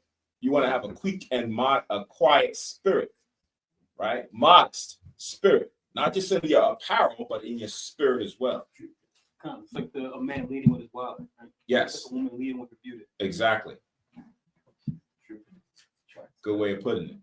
A person leading with their money and a woman leading with their beauty. What do you say? Me and brother and I, we laughed at this scene in it's like this Marilyn Monroe movie back in the day. It's called Something Like a Hot. She's like being a pretty girl is like a man with a lot of money. Not to say a woman has to be pretty or a man has to have a lot of money, but doesn't it help? I was like, okay. Not bad. Go ahead. I'm not gonna marry him for his money, marry him for your money. So we now at 21 and 22. It said, a foolish man's foot is soon in his neighbor's house, but a man of experience is ashamed of him, right? For a fool will peep in at the door into the house, but he that is well nurtured will stand without, right? So Is that your wife? Yeah, exactly. You got some people in the shower who's just like over curious. It's kind of like just walking in your house, looking around, and you're like, yo, man, where you going? Is this your bedroom? Yeah. Oh, wow. What's up there? And you start, well, you got to come down here, man. You can't go up there. What are you doing? Oh, I was just checking certain things out. Or they're in the house. You're like, yo, wait right here. I'll go get something. Then after a while, you're sitting there by yourself. Then they're getting up. Peeping and listening in the conversation. Yeah, a person like that. Is she single? Yeah, they don't have manners. They don't have mannerisms, right? They don't know how to bridle themselves. Just moral conduct of how you just come into a space. They lack that nurture, right? That is, as a grown individual, when you do that, oh man, that's terrible. Because now people are going to look at you shamefully. Like this guy just came, started walking in my house, man. Who? Yeah, Brother Rob. Nah, yeah. Then what? He's like, just like walked in. We're like, I'm just in there talking with my wife, and he just walked in, like, hey, what's going on? Like, What's in your pocket? that brother or sister, if somebody does that, is not well nurtured, right? Don't let that be you. If somebody ever said that about you before in the past, refrain or flee from sin, right? Don't do that again. Yeah. So it goes along with the invite too. Like there's a get together. It's like people like, I'm not going. I wasn't invited. Right. People do that. That's what that comes from. Yep. That's a good point, because some people do that where they just show up. They just show up at people's events, uninvited, but they just heard about it from somewhere else and they just show up. Whereas, you know, somebody will try to invite you to a thing and you kind of a little bit apprehensive of even going because you was not invited. And you got to say, no, I got a +1. They told me I got to bring it. It's all right. It's like, I don't know. I just don't want to show up to, you know, I don't know what, you know, I got to bring food. I just want to leave that alone. Right. Some people just kind of have those mannerisms. Kahan, kind of warrior. I was going to pull that precept on your own point. Proverbs chapter 25. Proverbs 25 and 17. Withdraw thy foot from thy neighbor's house, lest he be weary of thee and so hate thee. Right? Now, that goes into sometimes certain people are just like overwear out their welcome. Like you just there too much. You there more than you need to be. Right? It's like, dang, man, like it's time to go home. I mean, sometimes you trying to drop hints like, he's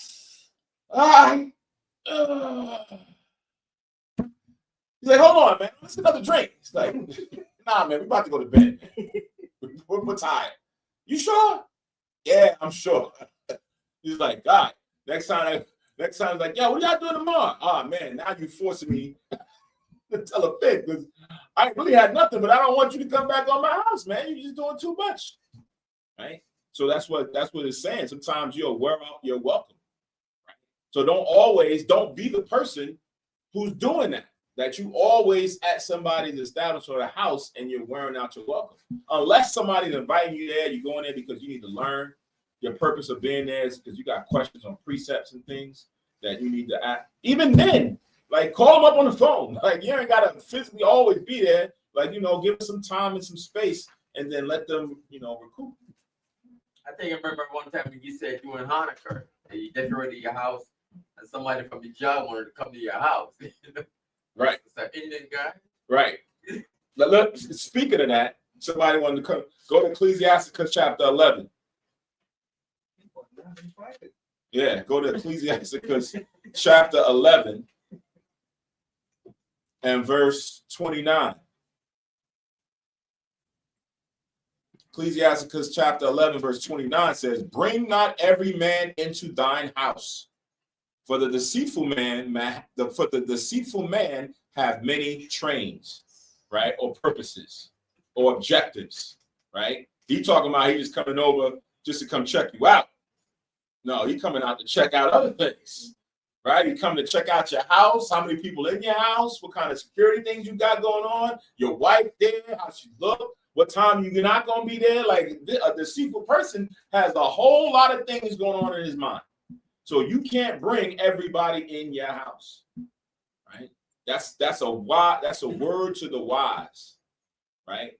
Even like, you know, there's a balance to, you know, even how you sometimes, because, you know, Haushai and the gospel speaks about, you know, feeding the poor and then looking out and feeding them and doing certain things. You got to have a balance on that because you don't know every person who's actually poor, what mind state they're in, right? So you got to even consider that. You might be dealing with somebody for a long time, and then maybe you build up the confidence where you trust them to bring them into your space. But I know sometimes, for the most part, like even brothers, you know, they don't just always just bring people in like that. So it's because it's just wise to make sure that you bring in. You don't want to bring energies and spirits into your space, right? So it's always wise to take heed to these gems. Go back. Proverbs 25 and verse 17. We just read it. Oh, you just okay. Yeah. When I walk up there. Oh, okay. So now we have verse 23. No, we have 23. Which one are we? Oh, yeah. Yeah, we have 23. A fool will peep in at the door into the house, but he that is well nurtured will stand without, right? Kind of what we just talked about. A fool will be peeping around, looking around, but someone who's well nurtured is going to be sitting right there on the couch, the chair. Just, you know, right? You need some, yeah. Oh, that'd be nice, right? You're just not just getting up, just walking around. You know, sometimes people come in your house, you just getting up, walking around. It's like, yo, this is nice, What's this? Wow. Look at that whoa, this is not, oh, what's that right there? You know, like, dang, man. I gotta watch this guy. All right. Little throwback to the Goody Mob song. Who's that people doing? Nobody. Yeah. You got a peeper. Got a peeping Tom, right? Verse 24, it is the rudeness of a man to hearken at the door, but a wise man will be grieved with the disgrace, right? So it's even taken it to another level where you have people who are listening, trying to listen to your words. They peeping at the door, right? Or listening at the door. Trying to put my ear to the door, what it's saying. To do what? Get gossip, to go talk and spread information, right? As soon as you coming out. Oh, ain't not like nothing happened.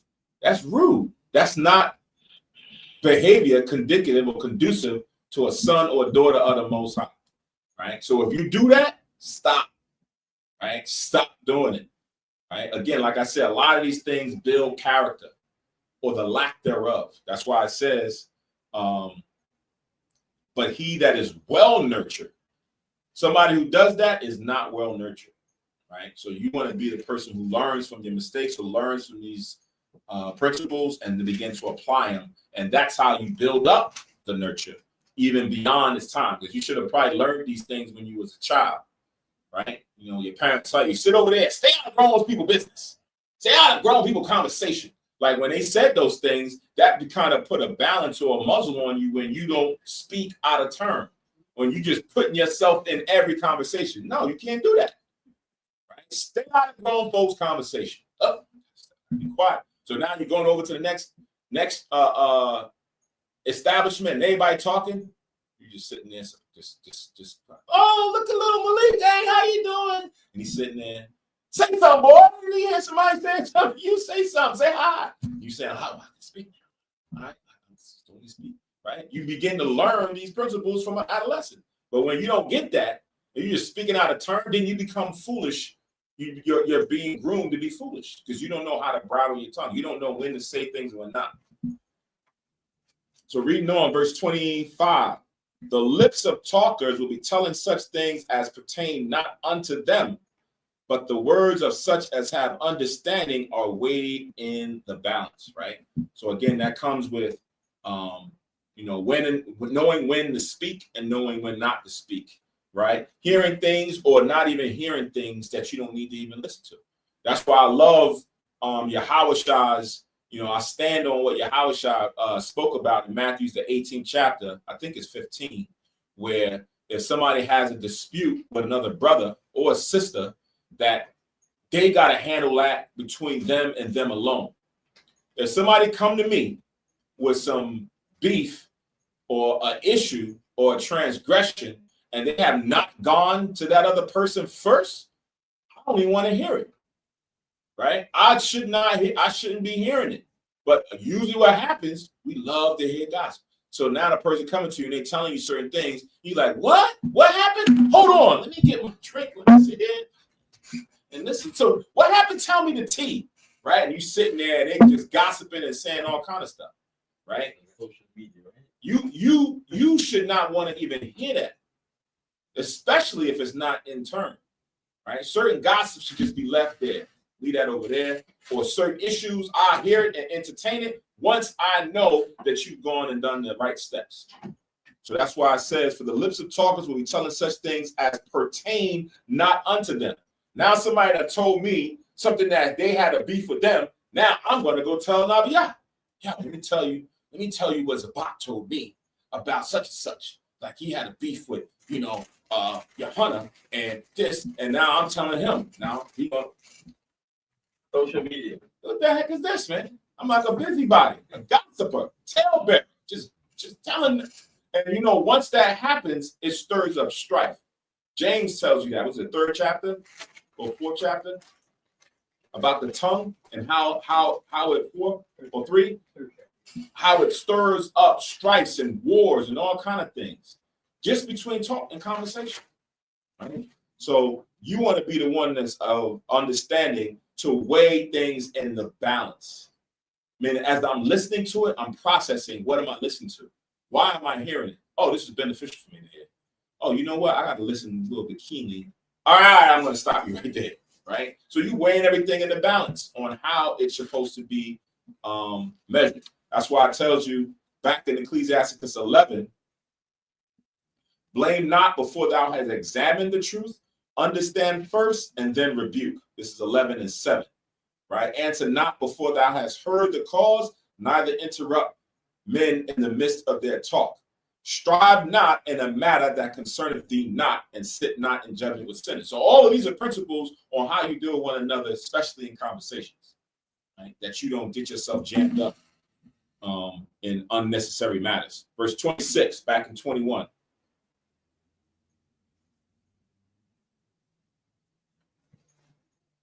So verse 26 says, the heart of fools is in their mouth, but the mouth of the wise is in their heart. I like that wordplay, right? The heart of fools is in their mouth, right? That they just babble with no substance behind it. They're just talking nonsense. But the mouth of the wise is in their heart, meaning they're speaking from their mind, right? Which should come from the Most High, like the understanding that you get from the Lord, right? That surfaces out of your mind and comes out through your mouth. That's why Yahushua said, told the men there, it's not what goes in that defiles what comes out, because what comes out comes from your heart and your mind, right? So a wise man will speak principles, it'll speak parables, it'll speak law, it'll speak testimonies, it will exhort, it will comfort, it will do all these things. I always like to say, as a person who's in this truth, brother or sister, you become a whole bunch of professions, right? You become a lot of professions. You become a doctor, you become a lawyer, you become a therapist, right? You take upon yourself all these different professions that people out there in the world get paid a lot of money to do. But in this truth, you become that way. You become the lawyer who's going to go to the law to judge matters. You become a doctor to now go and try to mend the brokenhearted or the sick in spirit. You become a therapist to give counsel where it's needed because there's certain things that's going on either with that individual or with them and someone else. There's a lot of different attributes that you become this perfect human being, this perfect vessel when you're doing the law. Reading on. When the ungodly curses Satan, he curseth his own soul, right? When the ungodly curses Satan, he curseth his own soul. Go to Isaiah chapter 5. How does this happen? How does this happen? Go to Isaiah chapter 5.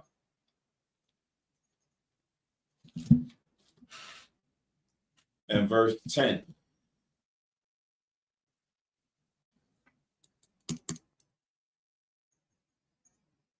So Isaiah 5 and 10. I'm sorry, 5 and 20. Isaiah 5 and 20. It says, woe unto them that call evil good and good evil, that put darkness for light and light for darkness, that put bitter for sweet and sweet for bitter, right? So that's how a person can go and curse Satan, but he's cursing his own self, right? Because he's now, in the name of the devil or Satan, he's cursing, the devil is a lie, doing all these, saying all these normal things that people say, but their actions is now falling right in line with the devil and Satan. They're following the things that he's pushing. So when they say, the heck with the devil gotta be burned away, gotta be thrown, then that's what you're gonna go through. Because you're doing what he is pushing. What he wants you to believe is what you're believing. Right? You're calling that which is good evil. Keeping the law. Now that's evil. You shouldn't have to keep the law no more. Right? But that the law is good. The Bible tells you that the law is good. Right? But now, we ain't got to keep that no more. And then the things that's evil, you're saying that's good. So yeah, it's okay to eat swine's flesh. It's okay to go and celebrate these things. It's okay to go and wear that. You shouldn't. It doesn't matter what a person said. Yeah, you got this. You got the spirit of Satan when you believe these things. That was Isaiah 5:20. Go to Matthew 12:13. I'm sorry, 34. Matthew 12:34.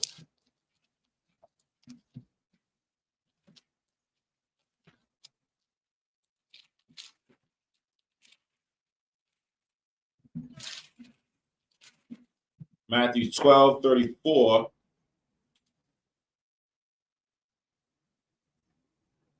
And yes, Matthew 12:24. This is Yahushua now chastising or admonishing the Pharisees. He says, O generation of vipers, how can ye, being evil, speak good things? For out of the abundance of the heart, the mouth speaketh. A good man out of the good treasure of the heart bringeth forth good things, and an evil man out of the evil evil treasure bringeth forth evil things. Right? So that's what they was doing. They was calling him evil, and that they were good. So he had to correct it and says, these men are like vipers speaking evil, but claiming that is good. Right? So that's why also when you go to John, what's that? St. John 8.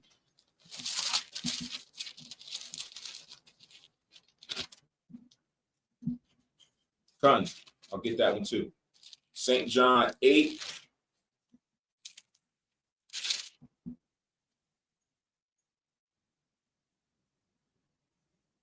And 44. So St. John 8:44 says, ye are of your father, the devil. Right? So this was Yahushua speaking again to the Pharisees. When you read up, starting from verse 13, he was speaking to the Pharisees because they had the spirit of the devil on them. Right? Their actions were exhibiting what the devil pushes. He says, you are of your father, the devil, and the lust of your father will he do.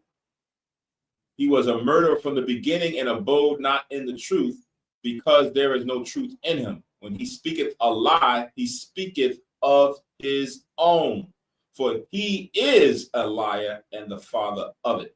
Right? So when they were being called vipers, right, and they were being called these snakes and serpents, because they were speaking lies. They were not speaking truth. They were speaking evil things. So even when they tried to say that Yahushua was Beelzebub, right? Go to Matthew chapter 12. What elder just pulled? Matthew chapter 12.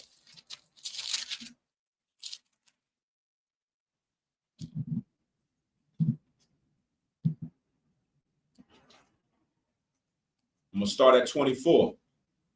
Matthew 12:24. But when the Pharisees heard it, they said, this fellow doth not cast out devils, but by Beelzebub, the prince of the devils.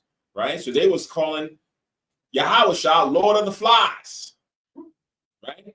So that means they were saying that he was the prince of the Lord of the Flies. And Yahushua knew their thoughts and said unto them, every kingdom divided against itself is brought to desolation. And every city or house divided against itself shall not stand. And if Satan cast out Satan, he is divided against himself, and how shall then his kingdom stand? Right? Which is self-evident, right? That's what happens. That's how great empires lose their empire, right? Through insurrection. They self-implode. You got people against each other, warring factions against each other. And once you have no unity, it's going to fall, right? Same thing with Israel. They knew they had to divide us up so that we couldn't band together and have strength. So they made us hate each other, right? So when you're divided one against another, you're going to fall. So a person like that, who's in that same spirit like the Pharisees were, where they was condemning that which was righteous, which was Yahushua, saying that he himself was saved, didn't realize that they themselves are the devil, or walking in that spirit of the devil, not being the devil or not being his angels, but now they are seduced into following in that same ideology, right? Because Most High has the children of the kingdom, and he has the children of the devil, right? Or the children of hell, which is going to be Esau. But now when you follow after Esau, right? Because some of our people back then, they wanted their seat with the Romans. right? That's what they said. If we give him up, if we don't give Yahushua up, they're going to come and take away our seat. We sit with them. That's what they said. So they said it was a good thing if we delivered Yahushua so that we can keep our seat and our position and make our money and do this. That's when Yahushua see what y'all doing? Y'all like the devil. Y'all like the devil now. Okay? So that was Matthew 12:24. I stopped. You could continue on, but I stopped at 26. All right, last verse. It says, a whisperer defileth his own soul and is hated wheresoever he dwelleth, right? So a whisperer is one who tells tales, gossip, right? Who likes spreading information that don't pertain to them. Go to the 28, chapter 28.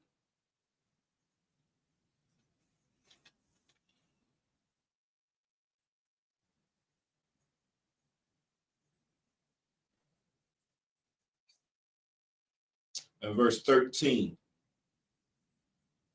It says, curse the whisperer and double-tongued. Ecclesiasticus. Curse the whisperer and the double-tongued, right? So the whisperer is one who spreads, information when he hears it. Yo, let me tell you something. Yo, let me tell you something. That's like a whisperer, right? They're not even loud. They want everybody to hear it because they don't want to be the one who's known to spread this information. Right? And the double tongue, right? Double tongue means they stand on both sides of the fence. Who, me? I didn't say nothing. Nah, that wasn't me. That was you, right? On one hand, you was advocating for it, and on the other hand, you were speaking against it, right? You were flip-flop. You hot and cold. You're lukewarm, right? You try to straddle the fence. Curse a brother or sister that's like that, right?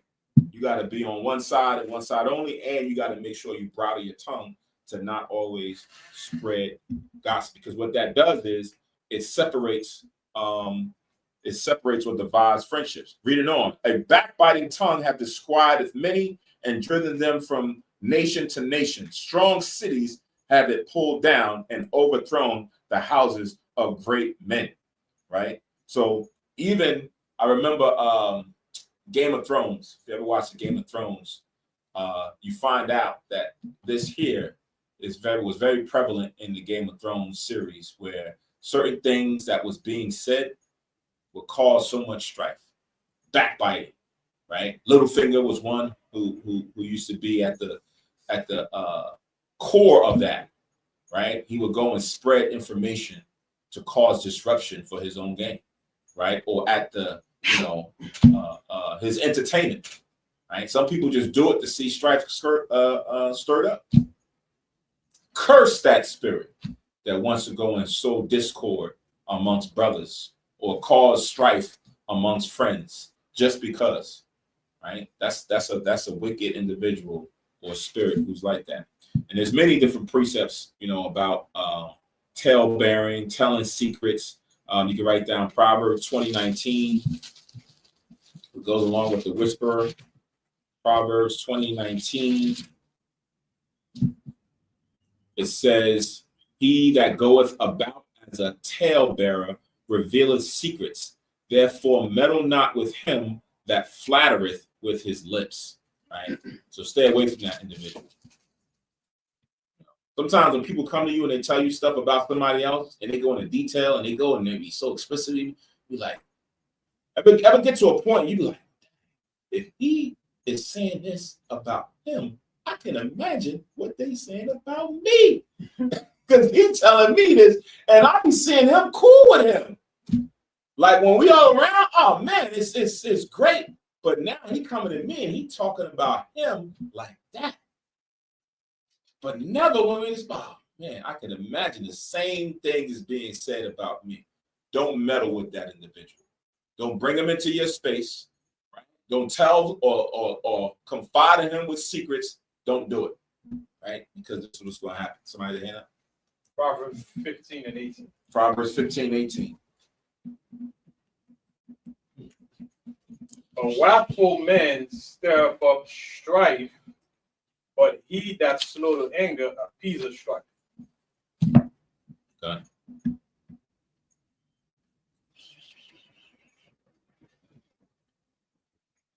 All right. We're at the halfway point. Things should keep going. I can update this too. So just one chapter for you guys for January for the Sabbath list. Yeah, I think it's one chapter is good. There's so much. Yeah. This one, because pretty much what 21 and 22 does is pretty, that's why we keep referring back to Proverbs, because they're written in the same fashion. It's not like a one straightforward. This is like they bit in pieces of characteristic of the wise and the wicked, and contrasting, the two. Right. The danger of sin align with it. Done. I mean, we did 2 hours. I could see if I can get through this in an hour. Huh? You said only 2? I remember. 22. Yeah. You run through it. Yeah. You run through it. Done. All right. Let's roll. All right. Huh? Let's roll. Let's get to it. I'm gonna do an hour. Most high will. All praise. Let's see. 22 and 1. How many verses in it? It's 27. So it says a slothful man is compared. What I'll do is I'll cut out the Sirach. Sirach sometimes does a lot of examples and things. So I'll cut that down to just try and deal with the precepts, right? So 22 and 1 says a slothful man is compared to a filthy stone, and everyone will hiss him out of his disgrace. Sometimes some of these are so funny about how it's worded, but 22 and 1, you can go to Proverbs 26 and 14 to deal with the slothful man. Proverbs 26 and 14. We're laughing over there. We're like, that's another level, man. How did I cut up my own spirit? I didn't do like a straight breakdown. Like it's just Start from 13. I'm gonna be mindful. So Proverbs 26 and 14. Start 13. Huh? Start Start at 13. Come. Yeah, this is one of your favorites. It says, the slothful man saith, there's a lion in the way, a lion is in the streets, right? Meaning that a slothful man will try to find an excuse to not go into the work or to not go outside. He just want to stay inside, be in the bed, right? My wife works though. It's nah, man. It's such a nah. We can't go out there, man. Let's just chill inside. Right? A slothful man will always use an excuse and say something like there's a lion in the way, prevent it. Verse 14, as the door turneth upon its hinges, so doth the slothful man upon his bed. Right? So like you got a door on the hinge and it turns and opens. But it don't go nowhere. It stays right there. The door is doing motion, but it's in one place. That's a slothful man. Right? He's just gonna be there in his bed. He could probably talk of the game, he could probably do whatever, but he ain't going nowhere. So that's something that's indicative of this man. And then what? Everyone will hiss him out of disgrace, meaning they're going to speak, unkind words about how lazy that he is. Go to Hebrews chapter 6. What about his wife works? That's another precept to deal with that, right? Hebrews chapter 6.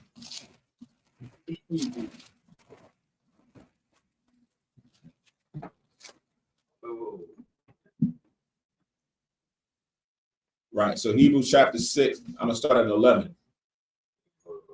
Hebrews 6 and 11, it says, and we desire that every one of you do show the same diligence to the full assurance of hope unto the end, that ye be not slothful, but followers of them who through faith and patience inherit the promises. Right?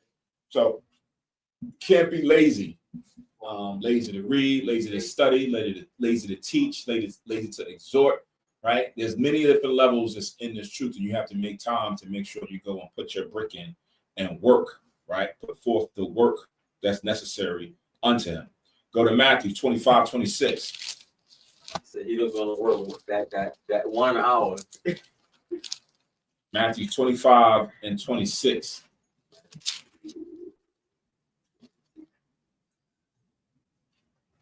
So Matthew 25:26 says, his Lord answered and said unto him, thou wicked and slothful servant, thou knewest that I reap where I sowed not, and gather where I have not strawed. Thou oughtest therefore to have put my money to the exchangers, and then at my coming I should have received mine own usury. Right? So this slothful servant did not take the talent or the gift that was given him to go and make more of it out there in the field, or which is the world, to go and plant those seeds in the hearts and minds of men. Right? So in this case, this individual was deemed as being slothful. Right? So let's go back. Ecclesiasticus chapter 22 and verse 2 now. The slothful man is compared to the filth of a dunghill.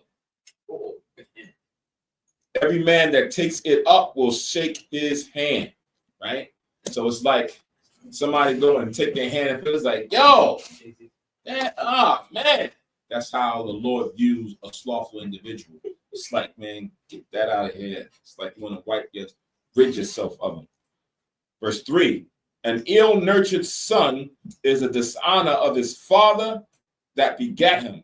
Is it 3, verse 3, and evil? Yes.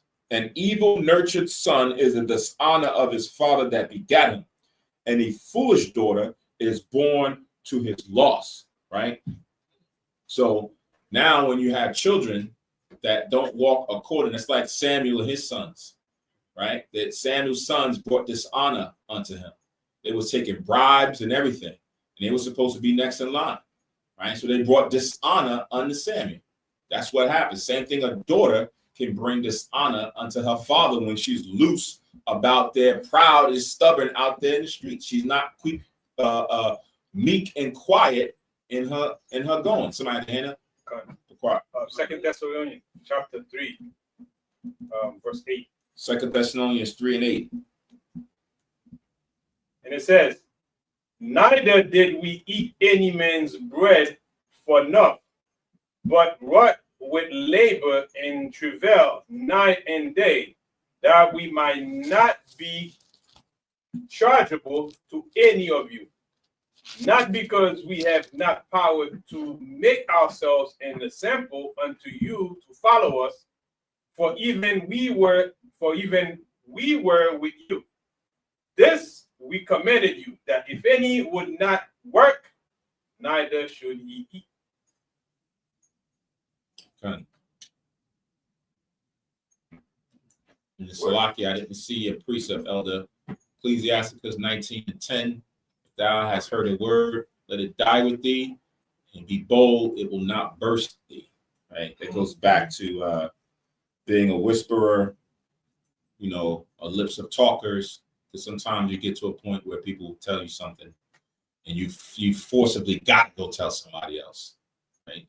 But if somebody tells you something, you don't have to disclose it to somebody else. It can just die with you, or it can just stay with you, and after that, don't foretell secrets. But now here, as far as for an ill-nurtured son being the dishonor of his father, go to Proverbs chapter 17 and verse 25. Proverbs 17:25. It says, a foolish son is a grief to his father, right? A foolish son is grief to his father, and bitterness to her that bear him, right? So they're gonna try as long as they can, and after a while, man, they're gonna be worrying, upset, frustrated, ashamed because of what the son is doing out there in the world, or the daughter, right? Because that becomes a reflection of them, right? Or you become a reflection of them. Go to Proverbs chapter 10. Proverbs 10 and 1 says, the Proverbs of Solomon, a wise son maketh a glad father, but a foolish son is the heaviness to his mother, right? So, you want to make sure that you have good children, that they don't exhibit these types of behaviors. Go to Ecclesiasticus chapter 42. So that's the son. Now let's check the daughter. Ecclesiasticus 42 and 9. The father waketh for the daughter when no man knoweth, and the care for her taketh away sleep. When she is young, lest she pass away the flower of her age, and being married, lest she should be hated. In her virginity, lest she should be defiled and gotten with child in her father's house. and having a husband, lest she should be misbehave herself. And when she is married, lest she should be barren. Keep a sure watch over a shameless daughter, lest she make thee a laughing stock to thine enemies, and a byword in the city, and a reproach among the people, and make thee ashamed before the multitude. Right? So as parents, as fathers, that's, he used to always say in comedy, I think Chris Rock said, father's main job is keep his daughter off the pole, right? Keep her off the stripper pole, right? Because that's shameful. That's your daughter. Everybody's going to see her like that, and then they coming back and saying what things they did, and nobody want to hear that. It's an embarrassment. So a ill or an evil son or daughter becomes a disgrace or shame to their parents. A celebrity example I remember that happened was Lauren. Yeah, he took her out of my mouth. Mm-hmm. Lawrence Fishburne, yes, his daughter was doing that, and it got exposed, and it was on social media, early social media, and they began to talk about it. And I think they had odds, and I think they've since reconciled. I think she's since stopped, from doing those type of things. And I don't know if he's, helped her or, she repented from it. But I've since then, I do know that she's since, stopped doing that and try to get herself together. So now going back 22:4 now. A wise daughter shall bring an inheritance to her husband, but she that liveth dishonestly is her father's heaviness, right? So we just read a little bit about that in Ecclesiasticus 42, but you could also go to Sirach 26. Sirach 26 and 9. It says, the whoredom of a woman may be known in her haughty looks and eyelids. If thy daughter be shameless, keep her in straitly, lest she abuse herself through over much levity, right? So you got to be very careful that you kind of keep her straight, right? Be very disciplined. Don't let her just go to her own things. If not, when she gets older, she's going to be loose, right? She's going to be loose and then out there, and it's going to bring a disgrace unto you, right? So how do you do that? Especially for those who are in the truth, go to Titus chapter 2. Titus chapter 2 and verse 3. It says, the aged women likewise, that they be in behavior as cometh holiness, not false accusers, not given to much wine, teachers of good things, right? So now you have a responsibility of the aged women and how they should carry themselves. Verse 4, that they may teach the young women to be sober, to love their husbands, to love their children, to be discreet, chaste, keepers at home, good, obedient to their own husbands, that the word of God be not blasphemed. So now in this truth, that's what older women teach younger women as an example, right? That's like the second and third levels. The first level starts when the child is young and they're in the house, they're in a home with the parent, and they're teaching them through adolescence on structure and discipline, so that when they get to that point, when they can marry and get a husband, they carry those traits along with them, and then they be well nurtured to be discreet and chaste at the home. And then now when they come around others, they continue to teach those lessons. I remember back in the day when we used to have like the women's class and other things, there was, people teaching them how to sew. There were certain women who didn't have too much knowledge about cooking. Other women would teach them how to cook, give them recipes and things of that nature to be a little bit more grounded in how they structure their home, right? And then they may have their own discussions and talks about, issues that they may have with their husbands. And how do I do this? I'm trying to do this. And the aged women, or other fellow women will be able to give guidance and principles and exhortation. So let's go back 22. We have verse 5 now. She that is bold dishonors both her father and her husband, but they both shall despise her, right? So when you are bold, it goes into pride. right? No one can talk to you. You loud out there in the streets, right? And I sometimes find it hard when some men, like that. They don't check that. They don't feel a way about that. They just let them go because they themselves is jacked up, right?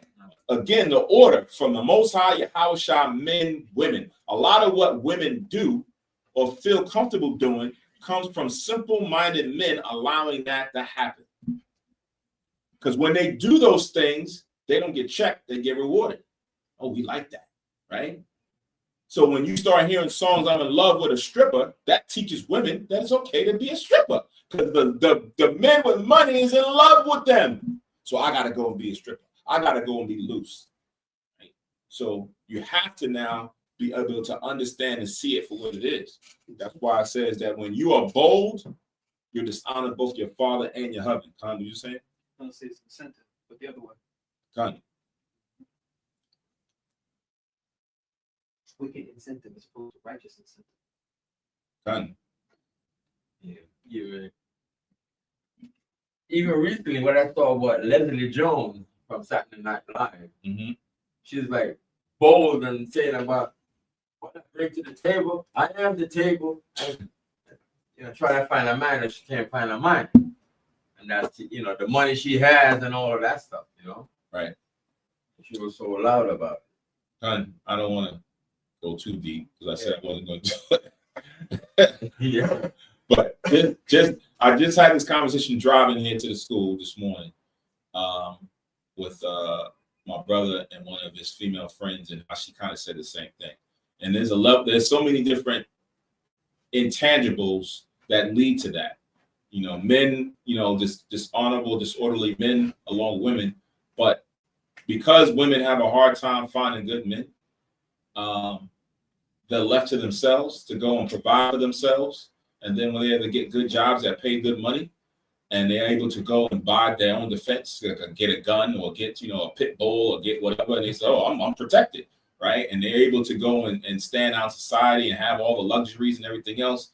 Then they get this entitlement that I'm good. Like what I thought I needed from him, I don't need, right? Not understanding the spirituality behind what a female spirit and a masculine spirit bring together to the table to form a perfect bond and unity. They don't get that, especially because they're not coming to the scriptures to understand what the Most High ordained from the beginning.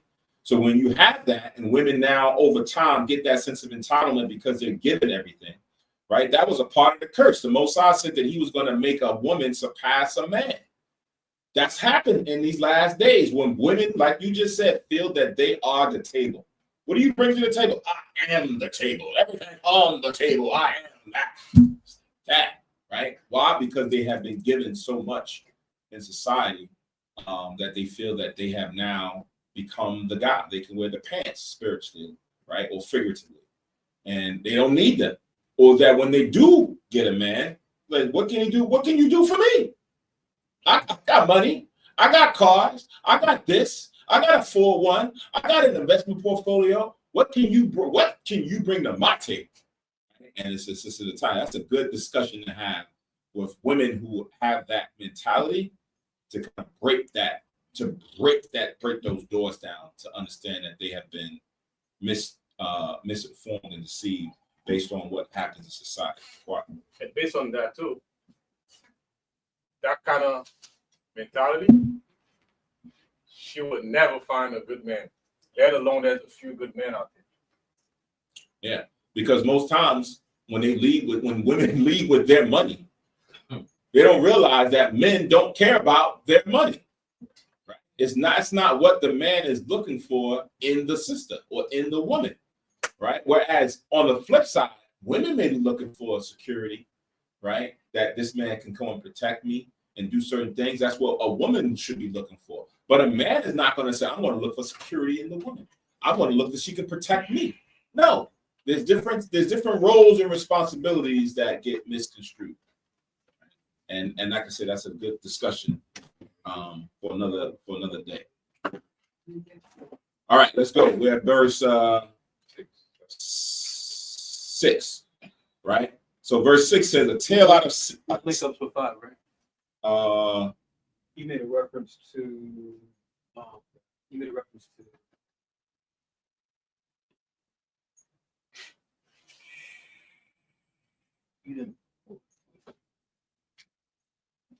I didn't pull a precept because I think the discussions I was going to pull like Proverbs 7 and 11. I'm probably going to start it further, but I think the discussions brought out the wisdom. Let's move. Yeah. That's consuming time. Done. Shalom, brother. So now we're at verse 6. A tale out of season is as music in mourning, but stripes and correction of wisdom are never out of time, right? So sometimes it's not, a person doesn't understand Ecclesiastes 3 and 1, that there's a time and place for everything, right? Go to Proverbs chapter 25. Sometimes when you tell as it says, when you tell a tale out of season as music and mourning, right? It's like you're not picking the right, you're not reading the room to bring out the right thing. So this is Proverbs 25 and 20. It says, as he that taketh away a garment in cold weather, and as vinegar upon nitre, so is he that singeth songs to an heavy heart, right? That's just a person who doesn't know when to speak or when to sing or when to do certain things. Because the comparison is you've taken away a garment in cold weather when they need that one. Or if you've added vinegar unto nitre, when you put vinegar and nitre together, it's going to cause, like an explosion. It's going to stir things up, right? So that's the same thing as a person who sings songs to a heavy heart.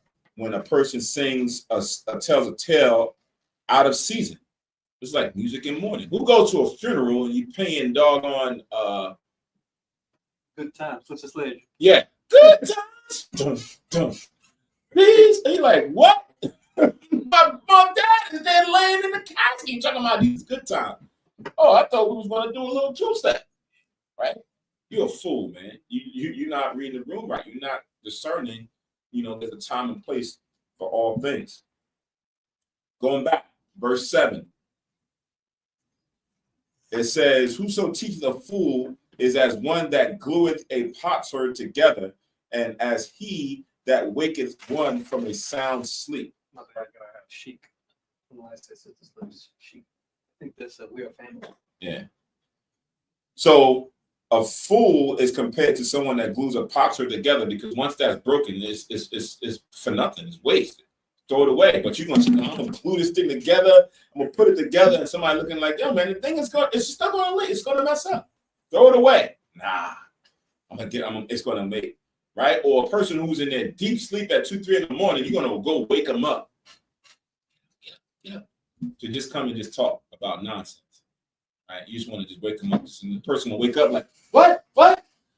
Oh man. What you wake me up for? Yo, you see the game last night?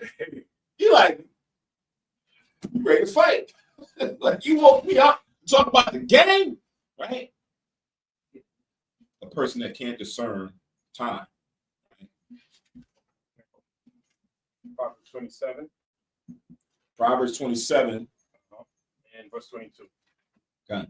Proverbs 27:22 reads, though thou shouldest weigh a fool and a martyr among wheat with a epistle, yet will not his foolishness depart from him. Right. So you can grind a foolish person and mortar just to weave out the foolishness in them. Even though you do that to purge the foolishness, a foolish person remains a foolish person. Yeah, because when you're doing the harvest and you're trying to separate, the grain and things from the wheat, you be beating it, right, grind it out, and then it falls out.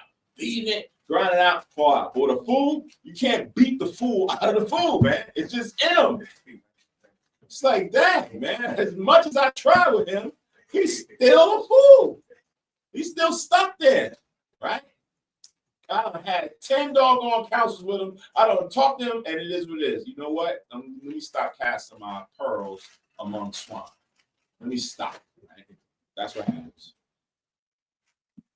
So now we have verse 8. He that telleth a tale to a fool speaketh to one in a slumber.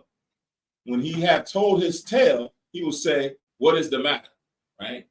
That's like, yeah, that's like when they say your words went on deaf ears, right? It's like when you speak to a fool, he's awake, he's alert, but it's on deaf ears. He's not hearing it, right? And then later on, he's like, what? What you say? What are you talking about? What are you talking about? What you say? I just told you the whole thing. Yeah, I don't know. I don't know. What's wrong here? You like, yo, is this guy bugging or what? Like, did we not just have a whole conversation? You set the whole story up, start from the beginning, get to the end. Yeah. What happened? Yeah, what happened? What you say now? Wait. Why you do that? You like, why you do that? I would just, all right, you know what? Forget it. Yeah, man. It's disheartening sometimes when you try. And sometimes you try to work with a person. You try to be patient with a person because, you know, the scriptures talk about being patient. But it gets to a point where it's like, you know what? Nah. I just gotta leave it alone, man. This is not beneficial. It's not working out. So, you know, it is what it is. So now reading on verse 8. Verse 9. If children live honestly and have wherewithal, they shall cover the baseness of their parents, right? So before we read how children can make their parents shameful, right? They can cause dishonor to the parents. But then there could be a time where the parents are dishonorable, or those same kids that cause that dishonor grow up and they're adults and they have children. But now their children grow up and they have wherewithal, they have sense, they have wisdom. They can cover all of that shamefulness that the parents had, and then they can be now a beacon for them, right? That's what could happen. Where it's like, man, you know, that family is just done. But then all of a sudden, the child grows up, he's smart, he's out there, you know, following the scriptures, he's, you know, walking accordingly, and then it's like, yo, that's a good man right there. And then people tend to forget what their fathers or their mother had done. They cover that up because they're just so upstanding in society, right? Proverbs 17:6. Proverbs 17:6 says, children's children are the crown of old men, and the glory of children are their fathers, right? So it could be where the children's children become the crown for their parents, right? Or, you know, cover up those stains that they had before, right? That's what some of us are right now. In the eyes of the Most High, we're the products of our parents. Our parents are probably not walking into this truth, right? If they're still here, they're not walking in the light. But now here it is, we become like a beacon for them, right? And sometimes they may come to you and ask you questions about certain things to cover up or to get clarity on things that they probably did, and they trying to get the right understanding on what have you. But you can help their reputations based on what you're doing. Going back, verse 10. But children being haughty through disdain and want, or the lack of nurture, do stain the nobility of their kindred. Going back to what we just said before. You can write down Romans 1:30. Romans 1:30, which speaks about children who are disobedient to their parents, right? Children who are disobedient to their parents is a stain before the Most High as well. Reading on, verse 11. Weep for the dead, for he have lost the light, and weep for the fool, for he wanteth understanding, or lacketh understanding. Make a little weeping for the dead, for he is at rest, but for the life of the fool is worse than death, right? So that's heavy, right? It's like you weep for those who have died, for he's lost the light, meaning he don't carry this on this plane here, on this terrestrial plane. He's not carrying this torch, the Bible, any longer. His light has gone out, right? But the fool lacks understanding, the same way the dead lacks the light, right? But over time, the one who, you know, is dead, you're only going to mourn for him, but for a little bit of time, right? And it's going to tell you how long you normally would mourn for somebody that's passed away. But the fool, you're going to mourn for him all his life because you still see him every day. You still see him throughout the years. People are like, I feel bad for that brother, man. right? I pray for that brother, man, because any day now, something I know something could happen because of his foolish ways, right? Reading on, it says, 7 days do men mourn for him that is dead, but for a fool and an ungodly man, all the days of his life. So it's just reiterating that spiritual death. That's kind of pretty much what it's saying. This person's alive, but he's spiritually dead, right? He's a walking sepulcher. Every time you see him, it's like, man, this guy just died again in front of me. Like every time I see him, he's like walking dead, and you feel sorry for that person, right? Shameful, but you feel sorry for him. But again, it says 7 days do men mourn for one that is dead. You can link that up with Genesis chapter 50, when Joseph and them mourn. It kind of gave the same account. Genesis chapter 50 and verse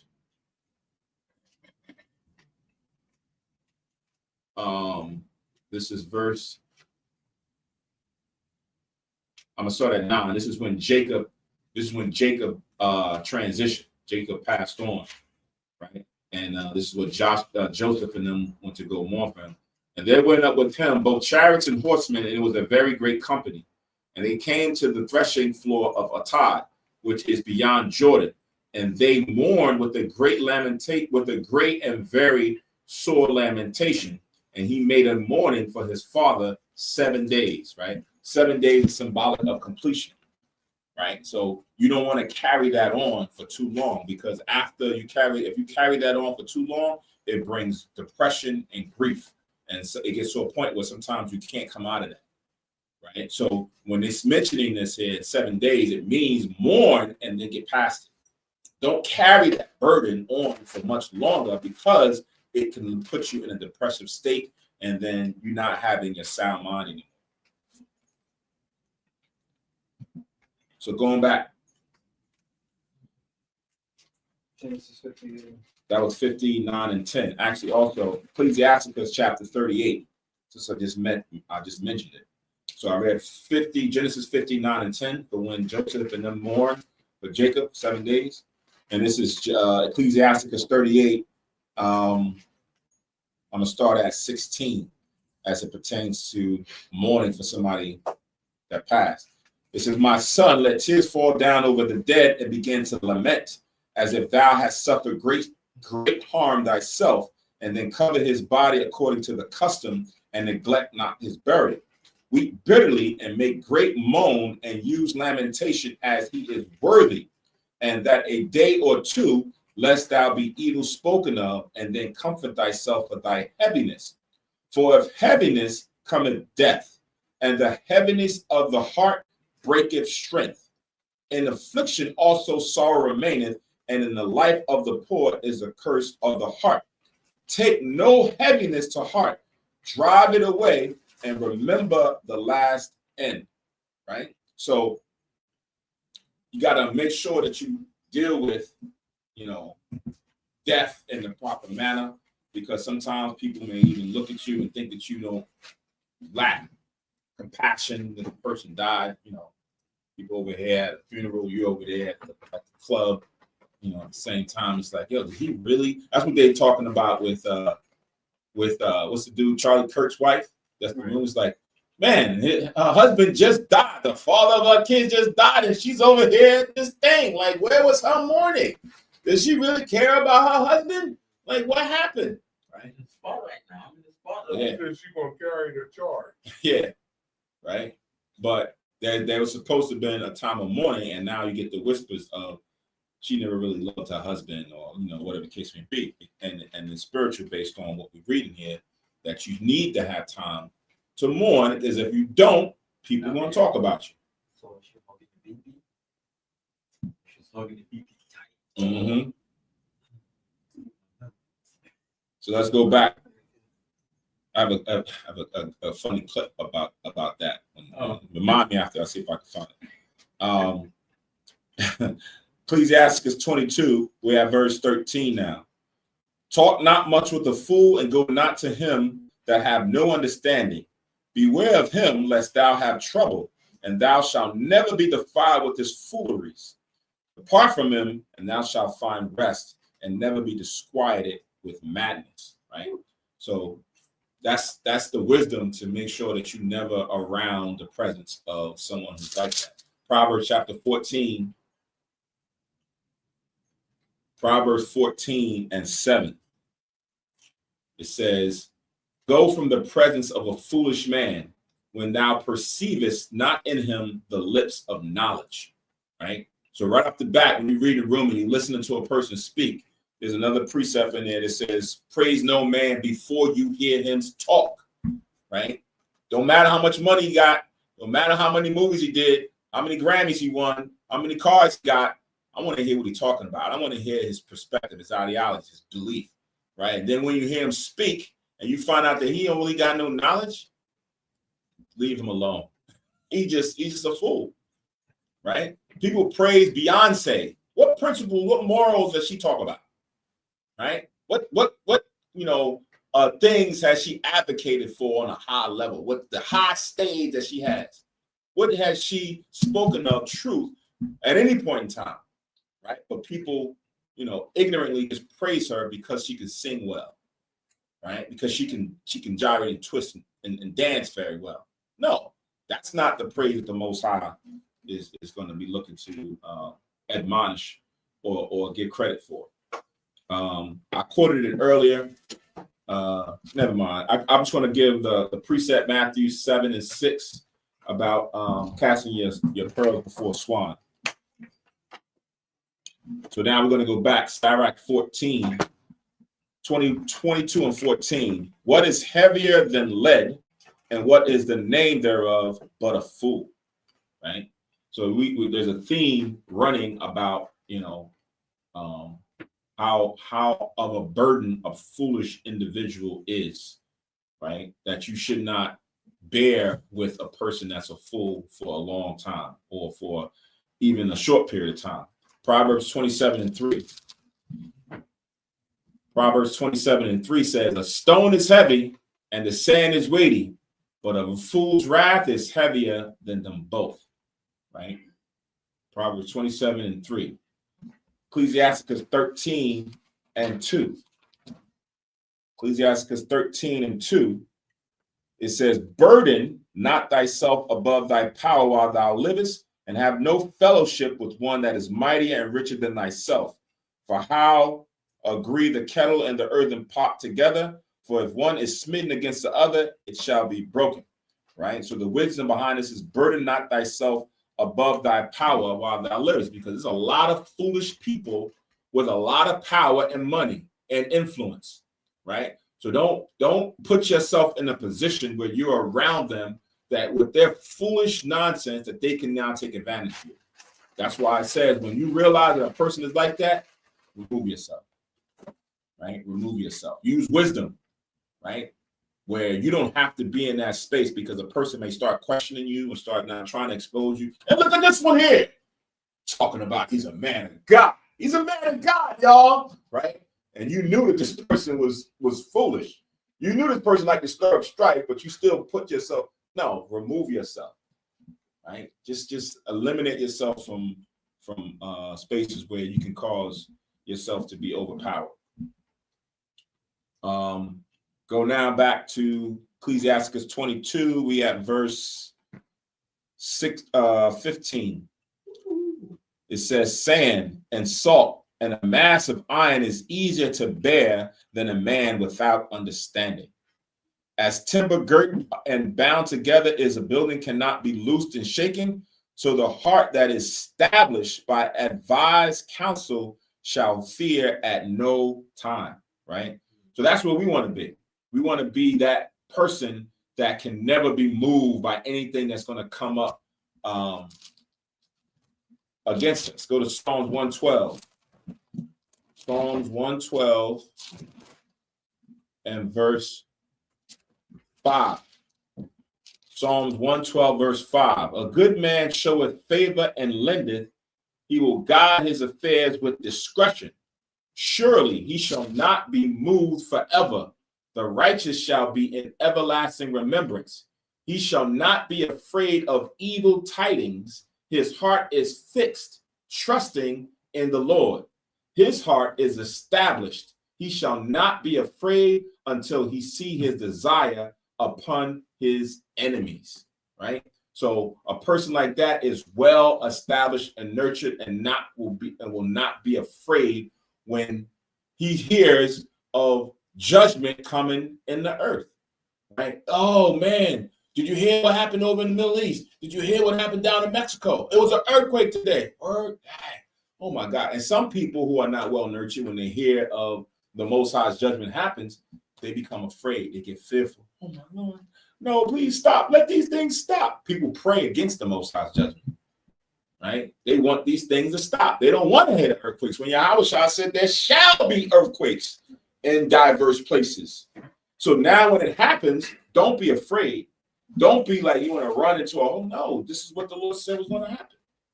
Just try to do the things necessary for you to escape, so that when those things come and you're in those environments, the Most High pardons you because you're a righteous man. Like Lot, he didn't destroy Sodom and Gomorrah when Lot was in there. He said, no, I ain't going to destroy it. I'm going to save that man and deliver him, and then I'll destroy it. I'll wait. I'll hold back. Hey, angel, hold back. You got a righteous brother and sister that's there. No harm can come to them until they're moved out of the way. And then once they move out of the way, boom, then it happens. Right? Matthew 7:24-27 about the man of business house on a rock versus a man that builds his house on sand. Ton.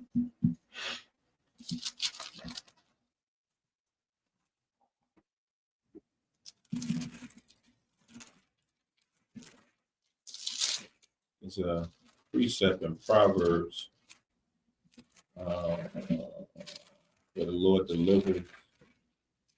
See if I can find it.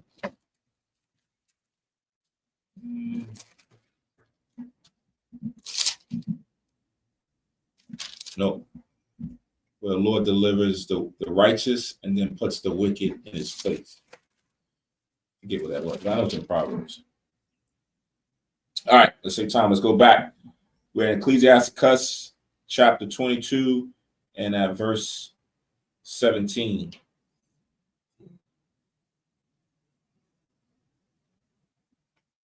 A heart settled upon a thought of understanding is as a fair plastering on the wall of a gallery, right? So it's like a perfect picture is nestled and set, where a person can now go and observe this, and it's well established and it's adorned properly. Go to Proverbs 24. Proverbs 24.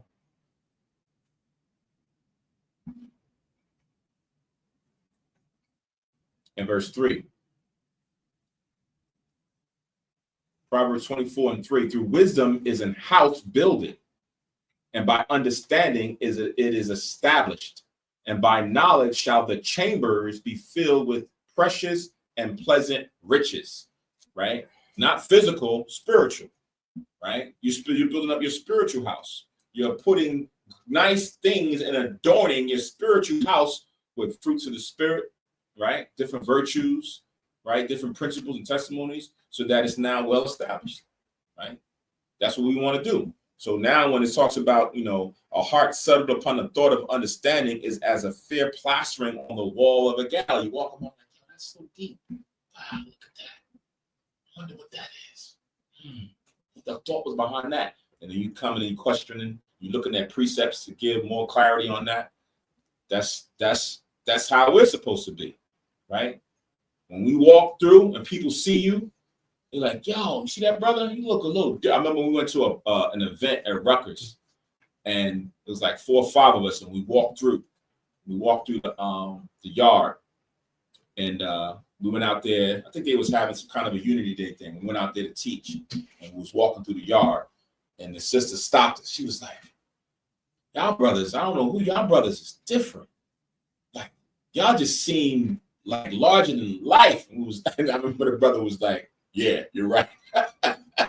It sounded proud when he said it. But she just seen that we didn't walk, or we wasn't there like everybody else. We had a different aura about us, right? Like it tells you in Ecclesiastes, I think 8:1.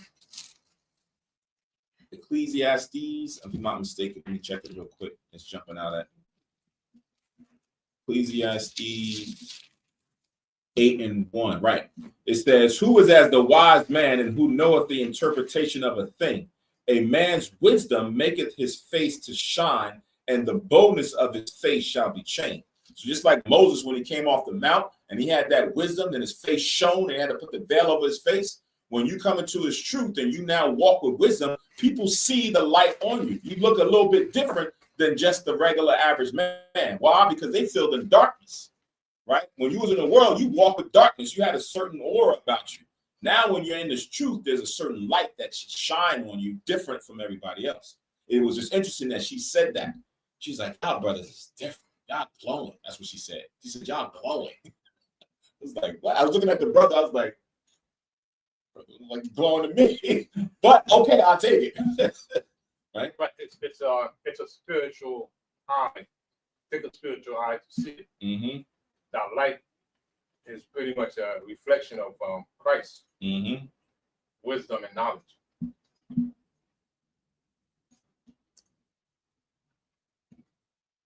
Yeah, I remember in the brothers when I was teaching in New York, and somebody said, "Oh, these guys were like, oh, Dad," I'm like, "They look like ordinary brothers to me." I'm like, what is he saying? How is he saying that? You know, Right. this Gentile. These guys are like, wow. Mm-hmm. Some people could see a spirit on aura you. One last one. I remember me and this brother, we went to go eat. It was at an IHOP, to be exact, years ago. I think this was like my second year in the truth. And we were sitting there eating, and an Edomite woman was at a cross table. She was weird. She had a spirit on her, but she came over and she just had this look. She's like, what did she say? She says, "I hear that you then eat every day." Me and the brother was looking at her. I was like, "What?" She's like, "Yes, I've been told that you men eat every day." And then she just walked off, right? When it paid her bill and left. So now I'm young in the truth. I'm like, "Yo, what's that about? What is this lady bugged out?" He was like, "Nah, she got a spirit on her, but she she recognized that we dealing with something different, right? Even the evil angels, even the evil spirits recognize Yahushua and the apostles, right? Remember, he said, "Paul, him I know, but who are you?" Right? So the evil spirits recognize who the righteous spirits are, right? And I was like, I didn't learn all this until after, but at that moment, I was like, "Yo, this is weird. What was up with that lady?" But the brother told me, he was like, "Yeah, geez, that spirit, that weird, whatever demonic spirit that she had on her, she recognized the righteous spirit that we had on us. Right? We're eating this, right? Man should not live by bread alone, but by." And I think I gave an answer to her like, "Yeah, we eat every day. What are you talking about? We're not on a diet." Yeah, but she wasn't talking carnal. She was talking spiritual, right? That's what I was gonna say. The carnal man is looking at her, right? The Edomite flesh, and not paying attention to what she's saying. It's the demonic spirit in her that recognizes what you guys are into. Right. And of course, a lot of times when we dealing with certain when we at camp, you'll know, like, you recognize that there's some evil spirits or weird spirits that's coming around, and sometimes if you pay attention, you'll see an energy or a shift change when they come before the camp, right? And they could be wilding out and saying this, that, and the third, and then they get to the camp, and then they just stop and look, and they be quiet, and then they go by. Right. And then sometimes it's the adverse, where they just quiet, and as soon as they get to the camp, they start wilding out. And then after they do all that, and they go by, then they just go by and they be quiet. You be like, "Yo, yeah, you gotta pay attention." And everybody, you know the spirits that we see when we have. You see them before they even get there. And if you're looking for the obvious, sometimes you don't see it. Because he's usually looking for somebody to be bugging out, right? To say, "Oh yeah, he got some spirit on." You got to see, pay attention to the dormant one. There's a dormant one that you will never figure it out if you're looking for the obvious. Mm-hmm. Because a lot of times you can see that on people who you think is out of their mind, but even people who you would perceive as level, like on the level, they have that jump on them, and you be like, yeah, I've seen this person. I like, you know, we're going about it again. I'm seeing this person that's been back and forth shopping and doing all this other stuff, but then all of a sudden they stop and they got a different little aura energy on them. Ah, okay. Spirit jumped out. The spirit manifested itself now, right? And then afterwards, you know, when the guy's done, it's like, all right, and they're going back to being quiet. But all right, let's go on. We're at verse 18. Right. So verse 18 says, "Pails set on a high place will never stand against the wind. So a fearful heart and the imagination of a fool cannot stand against any fear." Right. So go to Ecclesiasticus 27. Ecclesiasticus 27. Right. You're not going to be able to stand. I don't care how you have things structured. You know, you might think that your house, your building, the structure, the house, whatever is unmovable, but that's not the case, right? Verse 27:3, "Unless a man hold himself diligently in the fear of the Lord, his house shall soon be overthrown." Right? So if you don't have yourself held to the fear of the Lord, you're going to easily be overthrown. Your house, right? Because it's comparing it to an actual building, a structure, tall building, the winds is coming, it's going to knock it down. It's the same thing as to your spiritual house. If your spiritual house is not built up, right, it's going to be easily overthrown, right? And the Most High doesn't want us to be that way, where you're all over the place. Go to Ephesians chapter 4. Ephesians 4 and 14. Right? Ephesians chapter 4 and 14 says that we henceforth be no more children, tossed to and fro and carried about with every wind of doctrine by the sleight of men and cunning craftiness, whereby they lie and wait to deceive. Speaking the truth in love may grow up into him all things, which is the head, even Yahweh Shamashiach. So we don't want to be carried away with every wind of doctrine, right? Because the whole point was that if you're not structured, the wind is going to come and blow your house down, right? Toss you over here like Wizard of Oz, and wind blowing and you blew somewhere else over there in a hurricane or a tornado, right? You want to be able to be there and the hurricanes come and the storm come and your house is built on concrete. You ain't going nowhere. Right? That's what this is. This was like a fool is going to be tossed to and fro. So back in Ecclesiasticus 22, we have verse 19 now. "He that pricketh the eye will make tears to fall, and he that pricketh the heart maketh it to show her knowledge." Right? So the same thing that we read earlier, I think also applies in Hebrews 4 and 12 when it speaks about the word of God is like a two-edged sword. Matter of fact, I'm gonna read it real quick again because it goes into this about pricking the heart. Hebrews 4 and 12, "For the word of God is quick and powerful and sharper than any two-edged sword, piercing even to the dividing asunder of soul and spirit, and of the joints and of the marrow." And here it is, "and is a discerner of the thoughts and intents of the heart," right? Because the word is going to prick that heart. It's going to touch that nerve, right? "Thou shalt not eat swine's flesh."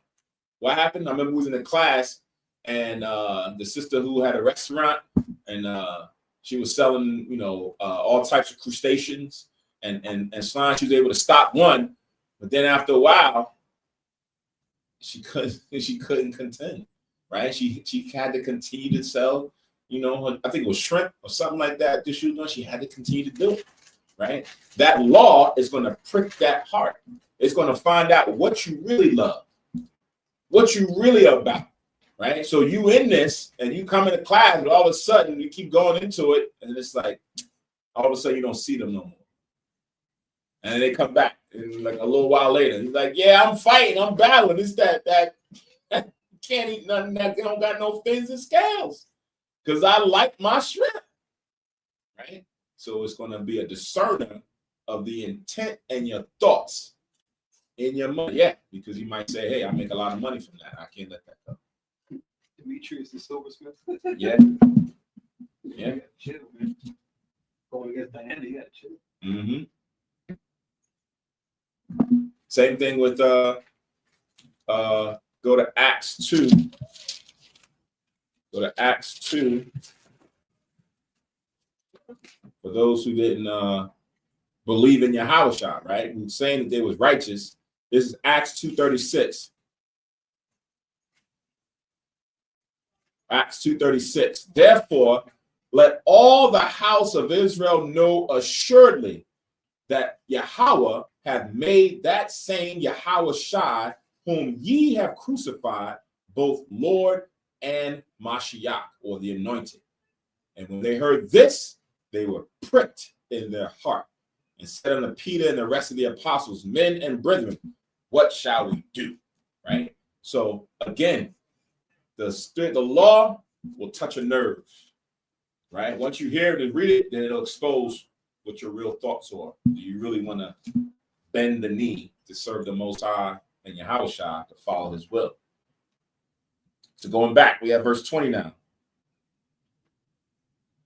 It said, whoso casteth a stone at the birds frayeth them away, and he that upbraideth his friend breaketh friendships.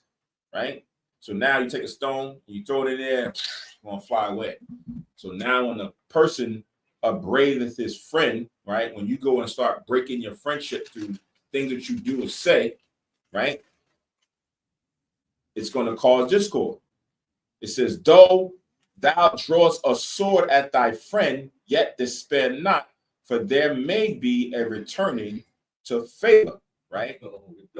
Right? Though you don't call this stripe and you drew a sword, there may be an opportunity where you can make it right. Right? There may be an opportunity where you can now have a talk, right? Come to an understanding and form a brotherhood again, right? Because that's what we're in this for, right? Psalms 133, right? The reality is that we're going to have some discord amongst us. We're going to have some issues that come up, right? We had issues in the world. We're still kind of fight that old man. So in this truth, you're going to have some issues. But the key is to not hate your brother in your heart, that you want to just totally cut him off. Nah, like try to work those things out, right? There may be an opportunity that you can come back. Maybe because it's going to disclose what things might have or cause a problem or friction for someone to overcome. Proverbs 17:17. Proverbs 17:17. It says, a friend loveth at all times, and a brother is born for adversity. Mm-hmm.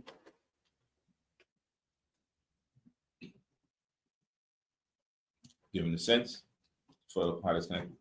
Right. A friend loveth at all times, and a brother is born for adversity. If we, as a friend, like you said,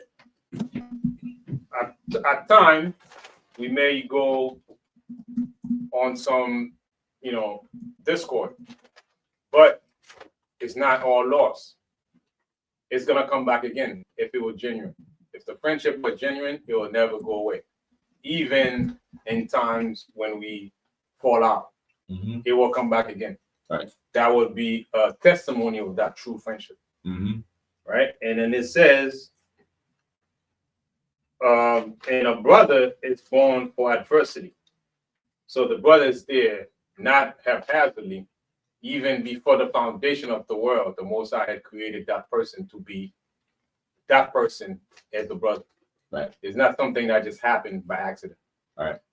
And the upbraiding, going back to the previous verse, when we talk about when you do upbraiding to your friend, it can break your friendship, because now you come at your brother about something. You scolded or scorned, like you coming at him for something that you probably didn't like, and he probably didn't receive it well. And it's like, what you saying about me? Now that causes strife. And y'all was cool before, now you're not cool no more. through upbraiding, right? Yeah, kind of like an example of a biological brother. No matter what discord you may have, there's gonna come a situation where we're gonna come back together again. Speaking of that, Regardless of anything that happened. Because that bond that is formed can never be erased. Even though we may have some big things fall out, some situation gonna come in where the family gonna come together, that brother gonna be right there, no matter what. So that can never be separated. Kun, maybe I'll pull this. So be it spiritually is if we get the understanding, spiritually it has to be even more concrete spiritually. With that, right? With the upbraiding, go to where's that scripture? Can't remember what it is. About be like children in malice, but Oh, yeah. yeah, if you can find that one for me. I forget what that is. What's that? But going back to Ecclesiasticus 22, and we at 22 now. If thou hast opened thy mouth against thy friend, fear not, for there may be a reconciliation, except for upbraiding or pride or disclosing of secrets or a treacherous wound. For these things, every friend will depart, right? So the wisdom behind this is what causes discord is when pride steps in, or when someone checks somebody and they not willing to get the correction, or they now go and expose a treacherous wound, something that they was battling before, and you go and put that on the table in front of everybody, and you're like, yo, I can't believe you said that. Like, why would you say that like that in a manner like this? Or for disclosing of secrets. I came to you in confidence and told you, don't say nothing. Like, how is that you came and told this to? You know what, man? All right. And then after a while, you just separate yourself from that person. He's like, I mean, we're doing this work. What was that? Paul? I forgot. That was Paul and somebody. Forgot who the brother was that Paul had an issue with, and he didn't want to roll with him, but they went and did their work with one way, and Paul went and did his with the brothers another way. Right? We'll still do the work, but I can't roll with you. It was Mark. He fell with Mark, but Barnabas was cool with Mark. Right. And then later on, in one of his later letters, he said he saluted Mark in one of his later letters. Right. I mean, that's like somebody, in business where sometimes people say, I can do business with you, but we ain't gotta be cool. Right. That's in the world. It's like somebody said, we can go do the work together, but I ain't gotta go out with you and drink yayan after the fact. Right. We can go out there and teach. I read for you everything and we do the work. But as far as for personal, sometimes our spirits may not mesh. I mean, it might be that. Right. And sometimes it's good to keep the brotherhood intact, because sometimes there's people you can spend 10 minutes with, 2 hours with, 2 days with, in a lifetime. You have to recognize that, because if you go expend that time, we might go through some stuff. Right. So for the sake of keeping things intact, that, and then you note it, and then keep everything going, but in their proper limit. Because if you understand the brother, then you or a sister, you might distance yourself, not for the sake of despising or don't like the brother or the sister, but for the sake of keeping everything intact. Yeah. 1 Corinthians 14 and 20, which you read. 1 Corinthians 14:20. Yeah, that's what he was talking about. Yes, the water. 1 Corinthians 14:20 says, brethren, be not children in understanding, howbeit in malice or your anger, right? When you kind of have an issue against the brother, it says, howbeit in malice be ye children.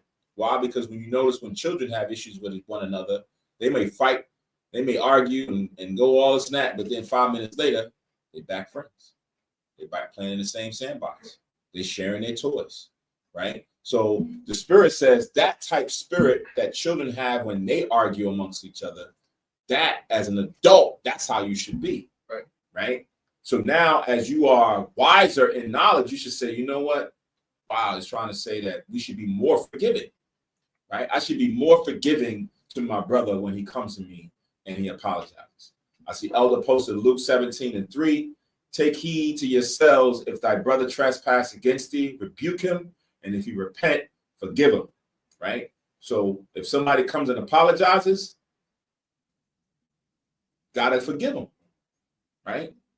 I can see if a person don't apologize, but if a person apologizes, you gotta forgive them, right? That's what even Yahushua says 70 times 7, right? That's how many times you gotta forgive a person. So we should be a little bit more receptive to, trying to work through issues that we have with our fellow brother. So going back to what we was reading in Ecclesiasticus 22 and 22, if thou hast opened thy mouth against thy friend, fear not, but there may be a reconciliation. It's a possibility that you can reconcile, except for upbraiding, right? Depending on the level of the severity of the upbraiding or pride. A brother or a sister might have pride on them where they're not seeing, the error in their way, right? Where they can't now break that to go work that out, or a disclosing of secrets, right? A person feels too wrong that, or that they confided in you and you did that, or a treacherous wound. For these things, every friend will depart. Be faithful to thy neighbor in his poverty, right? So now we switch it and go into, I think what you just read earlier, Paquad, as far as for what a friend is there for adversity and things. This is that, right? It says, be faithful to thy neighbor in his poverty, that thou mayest rejoice in his prosperity, right? You there for the good and the bad. It says, abide steadfast unto him in the time. It says, abide steadfast unto him in the time of his trouble, that thou mayest be heir with him in his heritage, right? So you there with him through thick and thin, right? Don't leave when things get treacherous and you want to now depart because it's too much. It says, for a mean estate is not always to be contemned. Then when a person going through trouble or when they're going through their poverty, that's when it's talking about the mean estate, right? It says, nor the rich that is foolish to be had in admiration, right? So just because somebody goes through something and they're brought low doesn't give you the reason to say, you know what, I'm gonna depart and leave that person in his poverty. No, you're there through thick and thin, right? When they're up, you up. When they're down, you down. Go to Romans 12. Romans chapter 12.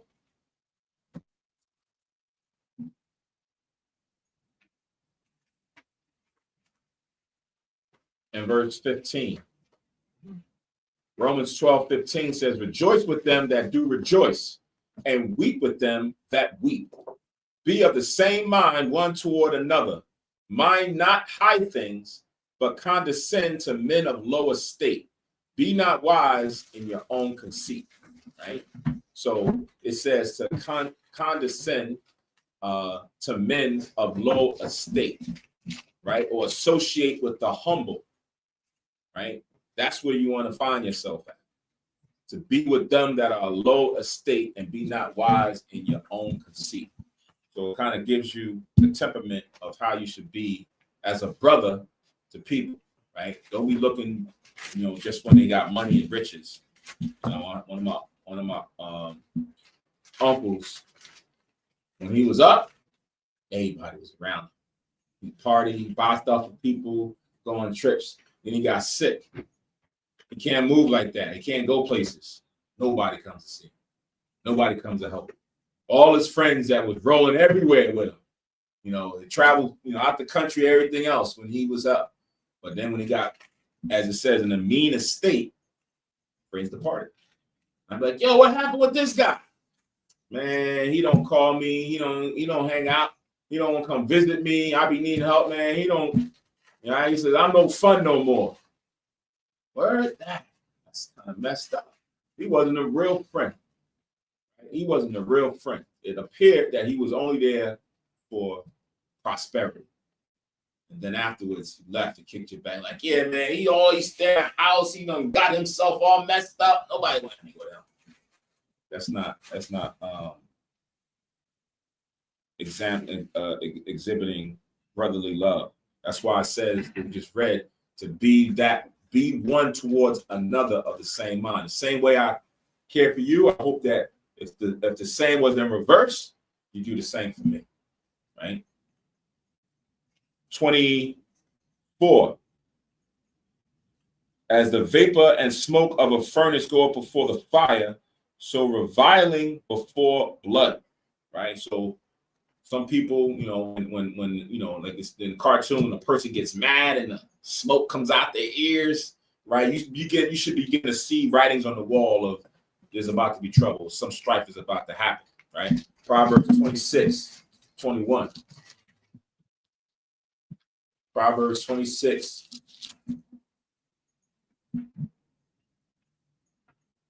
And 21 says, as coals are to burning coals and wood to fire, so is a contentious man to kindle strife, right? So these are the things that happen when somebody wants to now cause contention. Go to Ecclesiasticus 28, right? It starts slow. You start seeing the smoke, and then all of a sudden it's a raging fire. Ecclesiasticus 28, and I'm going to start at 9.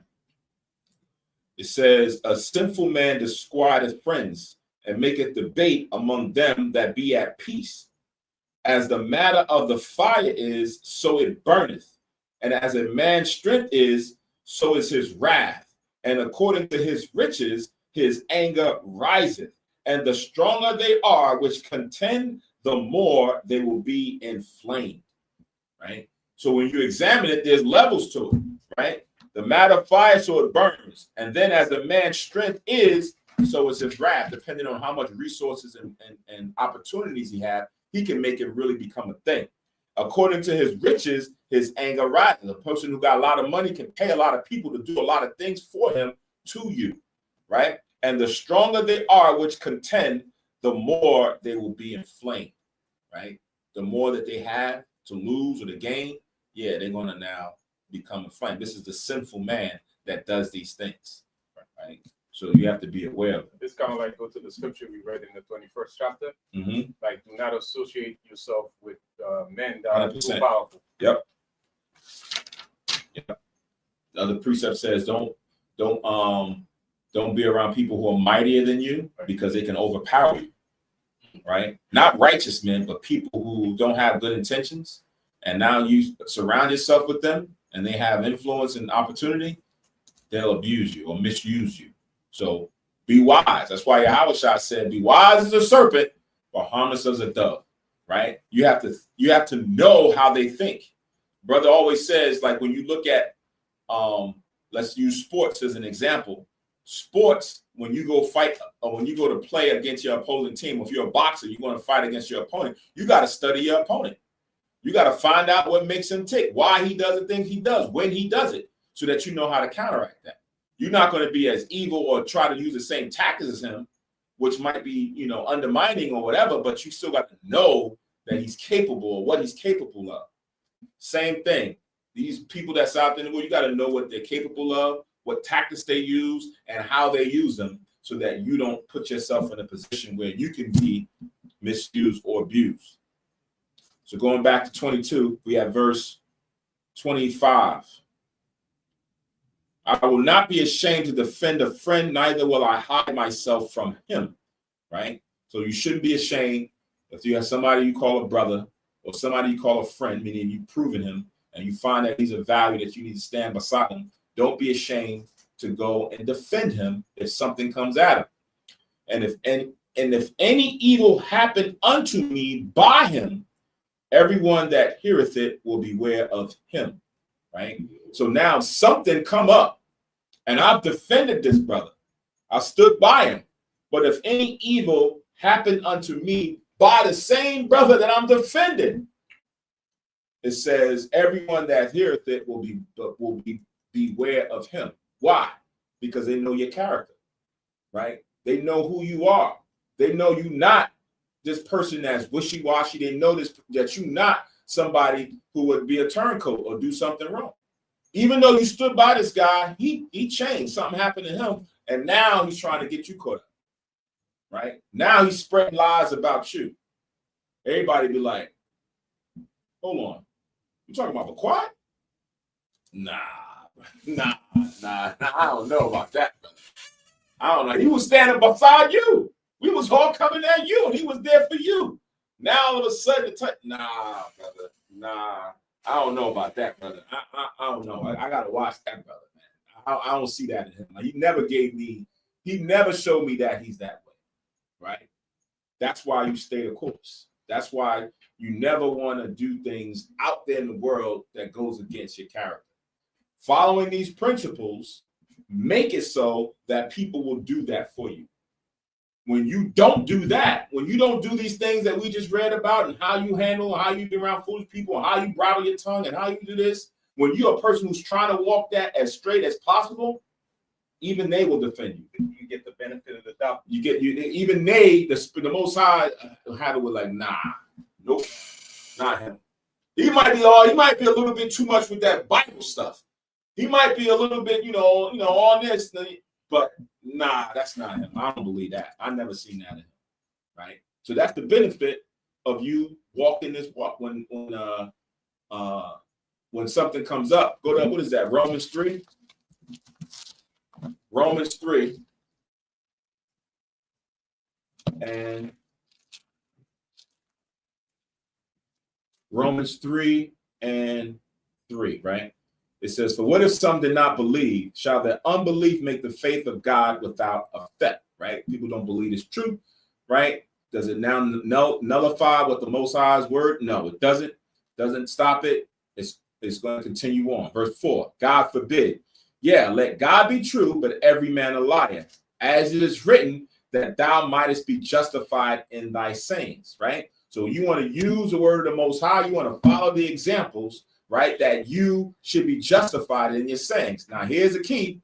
And that thou mightest overcome when thou art judged, right? So you might be able to overcome in the end, in the last days, because you tried to follow the scriptures as it is to the T.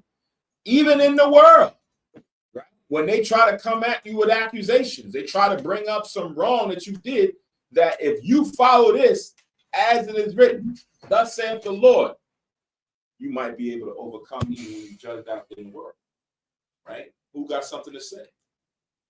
When they brought Yahushua before Pilate, I find no fault in this man.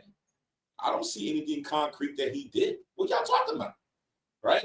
So even those who are wicked will see that you still are righteous individual, righteous brother or sister, if you walk honestly and sincerely. So now going back, last verse, Ecclesiasticus 22:27. It says, who will set a watch before my mouth and a seal of wisdom upon my lips, that I fall not suddenly by them, and that my tongue destroy me not, right? So that's the key. Like, you don't want to slip with your mouth. Like, who's going to protect me from my own self, right? Go to Psalm 141. Psalm 141 kind of says the same thing almost. Psalm 141 and verse 3. Kind of. It says, set a watch, O Lord, before my mouth, keep the door of my lips. Incline not my heart to any evil thing, to practice wicked works with men that work iniquity, and let me not eat of their dainties, right? So protect me, Most High, from myself, that I don't go out there and fall victim to the temptation that's out there in the world, right? 28, Ecclesiasticus 28 and 24. Ecclesiasticus chapter 28 and 24.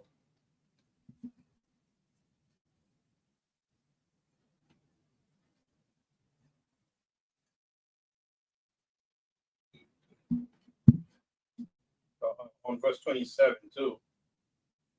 It's like we don't want to be taught just for the sake of talking, just to say something on heavy matter, but speak whenever what you're gonna speak will be something that the hearers can value and use, or just not don't just talk to talk. You have some people they just talk just to talk. Mm-hmm.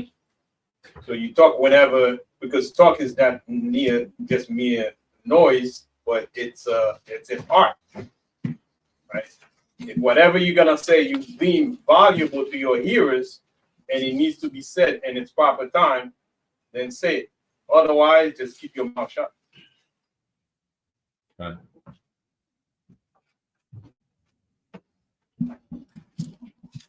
So also 28 and 24 says, look that thou hedge thy possession about with thorns, and bind up thy silver and gold, and weigh thy words in a balance, and make a door and a bar for thy mouth. Beware lest thou slide not by it, lest thou fall before him that lieth in wait. Right? So make sure you be very particular about your words and what you say and what you advocate for. Because as we read earlier in the last chapter, sin is like a roaring lion. It's just waiting for you to open yourself up to be devoured. Right? So you have to be very particular about your words. It tells about, a person who's wise and how they're slow to speak. Right? Listening is a very, attributable virtue, to be patient and listen before you speak. So, Captain Cesaria, listening is an art. Yeah, exactly. A little catchphrase. Yeah, we were talking about that last night. Was even in the class about that brother that he has a good quality of being very patient with people and letting them say a lot of what they do. He's not someone who interjects a lot. He's very patient and listens to a lot of things that's being said. We're speaking about the brother from ISUPK, Cesaria, that, when he does his debates or he does his online or wherever he's at, and he does some of his discussions with people, one of the traits that you see when you watch him or observe him, you ain't got to probably agree with every precept or whatever he does, but he has a very good disposition about him where he doesn't get rattled and he'll just listen to you and then bring out a point. And then, like, even when somebody wants to come in, he's like, all right, okay. Like he'll back up and let you take the floor, and then you finish, and then he'll go into it. And a lot of times I know we want to just over talk each other. You're like, oh, but he's not that way. So I admire him for his ability to bridle his tongue and his temper in dealing with different situations with brothers and talk and sisters, because he does it with sisters too. Right, because that's an example of listening as an art, right? It's when you listen, you don't really react, you respond to what is said, because you formulate your answer better, because you actually capture every angle of what the person, and you choose what to answer when you listen. Mm-hmm. But when you don't listen, you react based on yourself and what you feel like hits you, as opposed to just, okay, I hear this, I hear this, I hear it. Let me see how I'm gonna attack this from this angle. Now, if I do this, you already pre-formulated the reaction that you may get from the audience. Then you like, you know what? Now let me attack it this way. But all that comes by listening, right? Because now your answer has depth, as opposed to just jump to conclusion. Or you said this to me, I'm gonna say that. Now you wasn't listening. You're just reacting to something that is a sound that you hear that they sit well with you. Right. Now people love that react stuff. They'll even look for the bias, the confirmation bias in the comments. Yeah, it couldn't have been me. I would have reacted the same way. And it's like, see, I'm justified. It's just like, you might have did well, you might have did okay, but you could have did better. Or you totally dropped the ball because, like you said, you just responded. Like react is like a crapshoot. Yep. Whereas like you said, a response is more like, okay, now I can control the outcome of a conversation. I can get into a better place. All right. So with that, I think we've concluded the 22nd chapter. I thought it was an hour, but a little bit longer, probably an hour and a half. But able to get through it. So all praise to the Most High for us to be able to break bread for those 2 chapters.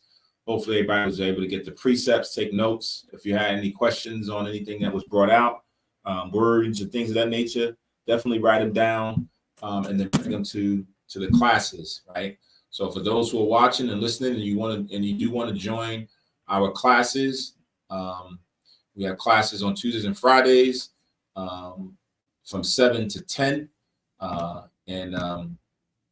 We have different ways of allowing brothers and sisters to participate. One is through a teleconference line, as we have right now. You can dial 667-770-1085, which is scrolled on the marquee there.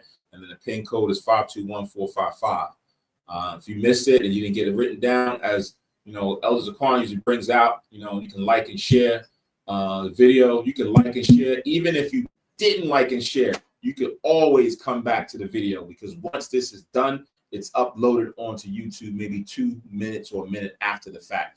And you can scroll, take the bar at the bottom and scroll all to the end if you need to get that information that's there at the bottom on the marquee. The likes and the sharing is definitely for the analytics, to kind of boost, the analytics of what we're bringing out on this broadcast to now be promoted much better based on, how the traffic that's coming in, right? So definitely, like and share and push the video and share it out to other people, based on topics, questions, things of that nature. So if you don't dial in, would prefer you log in from the Zoom call that we have that's at profitabletalks.com, right? And when you come in, if you're bringing somebody new in, let them know. It's good for us to see who they are so that we can at least get a feel for the person or the individual that's joining us. And then over time, if they are doing some other things, traveling, taking care of the family, but they still participate in the class from their homes, then they can probably go off the Zoom. But we want to at least see your face. We want to see who we're dealing with, that we're not caught off guard by some just as they say, fake channels or heathens or whatever the case may be, right? We want to know who it is. It'd almost be like if you walked into the school, we want to know who you are before you sat down at the chair and dealt with the word, so we know how to deal spiritually. For those who want to keep this going, as far as for allowing us to continue doing the broadcast, allowing us to still continue to have a school where people come and fellowship, ask questions, and we do high holidays and things of that nature. We ask if you can send your donations, offerings, or tithes. If you want to send a check or money order, you send it to the information, make your checks payable to the information that's on the marquee here, Hayat Charlotte Kanas is who you make it out to. The address is 3826B Germantown Avenue, Philadelphia, PA 19140. Right? Make your check or your money order out to that. To me, right now, it almost seems, unless you physically here, it seems almost archaic now, right? Because everything is going digital. So for those who want to make a digital payment, you can use PayPal or use Zelle, right? It's paypal.me/HYK12, PayPal-me/HYK12, or you can Zelle us directly using that account. So, and the number 646-620-7378 is attached to Hayat Charlotte Kanas. So when you go into your account and you put that number in, you'll see Hayat Charlotte Kanas come up, and you can make a donation, an offering, a tithe payment, whatever, to the school for the benefit of the upkeep of the school, right? To keep the lights going, pay the rent. Actually, we got to renew the lease because we're in January now. We got to do that today. Actually, we got to renew the lease. So all of this, what people offer and donate, keeps the lights going and keeps us being able to come and fellowship here at the school together. All right. So next week we're going to be in 2 Chronicles chapters 9 and 10. That's 2 Chronicles 9 and 10 for the upcoming Sabbath service. For those who want to read ahead and get a jump on, what we're going to be going through next week. And want to say that, sent out a notice that, just for little current events, Venezuela got attacked. President and his wife and probably some others got abducted, brought to the United States to face trial. And then there was an earthquake in Mexico, near Mexico City, 6.5, that happened today as well. Last night. I didn't know about it last night. Kahan just brought it to my attention this morning. That happened last night. So, like Yahushua said, earthquakes in diverse places don't stop. Right? It's a sign. This morning. Just like early morning. It's going to happen in diverse places that you didn't think it was going to happen. It's going to happen. Some places that's had it before, it's going to happen again. And then there's going to be wars and rumors of wars, right? Like, whether it was a war that was going to happen with Venezuela. There was no war. They just went and did what they did. It might be a war with Nigeria. Don't know. But we do know of actual wars that are taking place. And the war that's going to come in the end, right? Armageddon, the day of the Lord, right? So that one, there's no getting around that one, right? But Most High's will, everybody remains and stays in good spirits on the Sabbath day until sundown. Any questions that you need from the Kahanyans or the brothers, priests, please reach out to us. If you can't wait until a Tuesday or Friday night class, our lines and text messages are always open. And then we'll get back to you if we don't get you right away because of other circumstances. But we'll always definitely come back to you and follow up.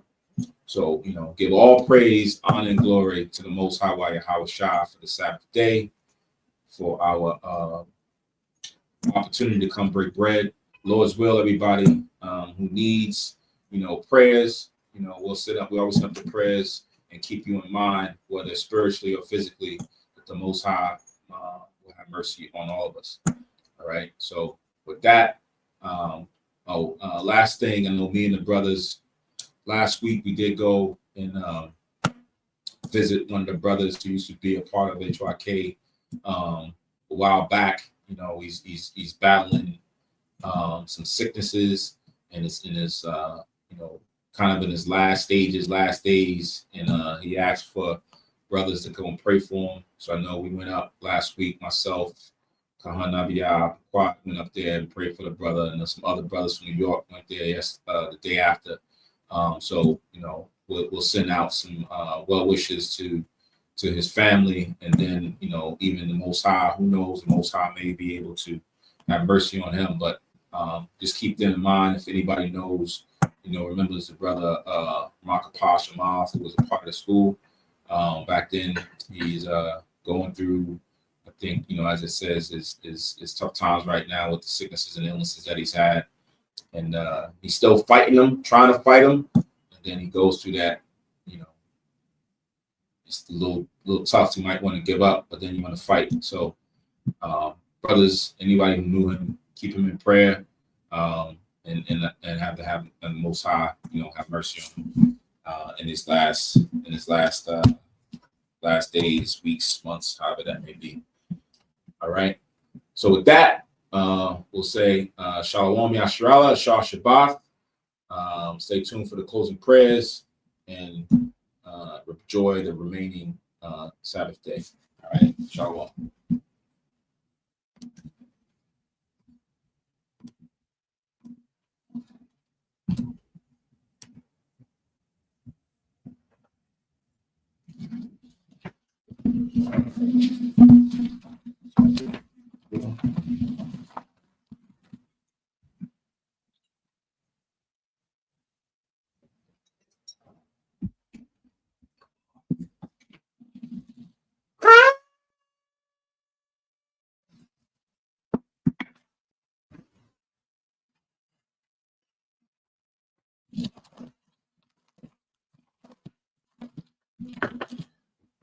Barakata Yahweh, Ba'ashem Yahushai, Asherah, Natalanawa, Par Yahagapin, Tawara Aman, La Yahweh, Ba'ashem Yahushai, Ath Yasha'Allah.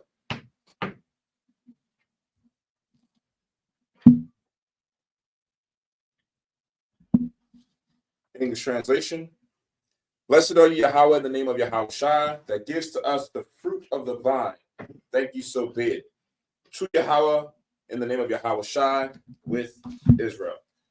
For those who wondering, this order that we do with the blessing of the wine is found in Ecclesiasticus chapter 50, verse 13 on down. For those who are wondering when you hear that prayer of the fruit of the vine, it was something that Aaron and the priest did back then. We'll get to that upcoming in Ecclesiasticus chapter 50, but just yeah, don't drink it, right?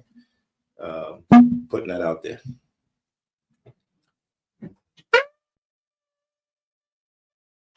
I Bible upon you, Jerusalem, stand and face Jerusalem for the closing prayers.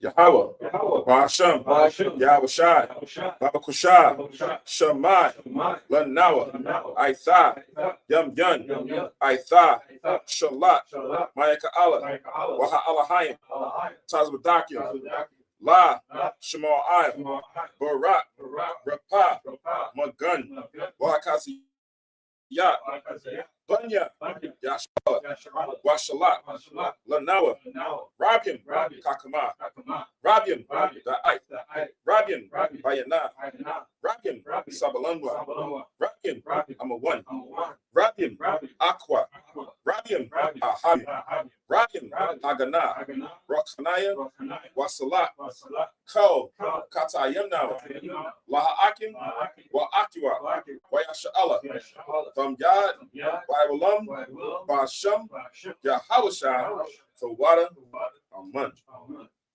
English translation. Yahweh, in the name of Yahawashai, please listen to us now. Right now, send Michael and the righteous powers or angels to watch over, bless, heal, protect, and make strong the children of Israel. And send to us much wisdom, much knowledge, much understanding, much patience, much faith, much brotherhood, much love, much spiritual protection, and forgive all our sins for the brothers and sisters in Israel, always and forever, in the name of Yahawashai. Thank you. So be it. Four Corners Prayer. Yahweh, Ba'ashem, Yahawashai, Raknawa, Wayasha'ala, Wabat Yasaparim, Shema, Yasharella, Yahweh, Allah, Yahweh. English translation. Yahweh, in the name of Yahawashai, bless us and Israel in the house of books or schools. In Deuteronomy 6:4, hear, O Israel, the Lord our power is one power. And again, we say Shah Shabbath, Shalom Yashrala, remaining to our Sabbath.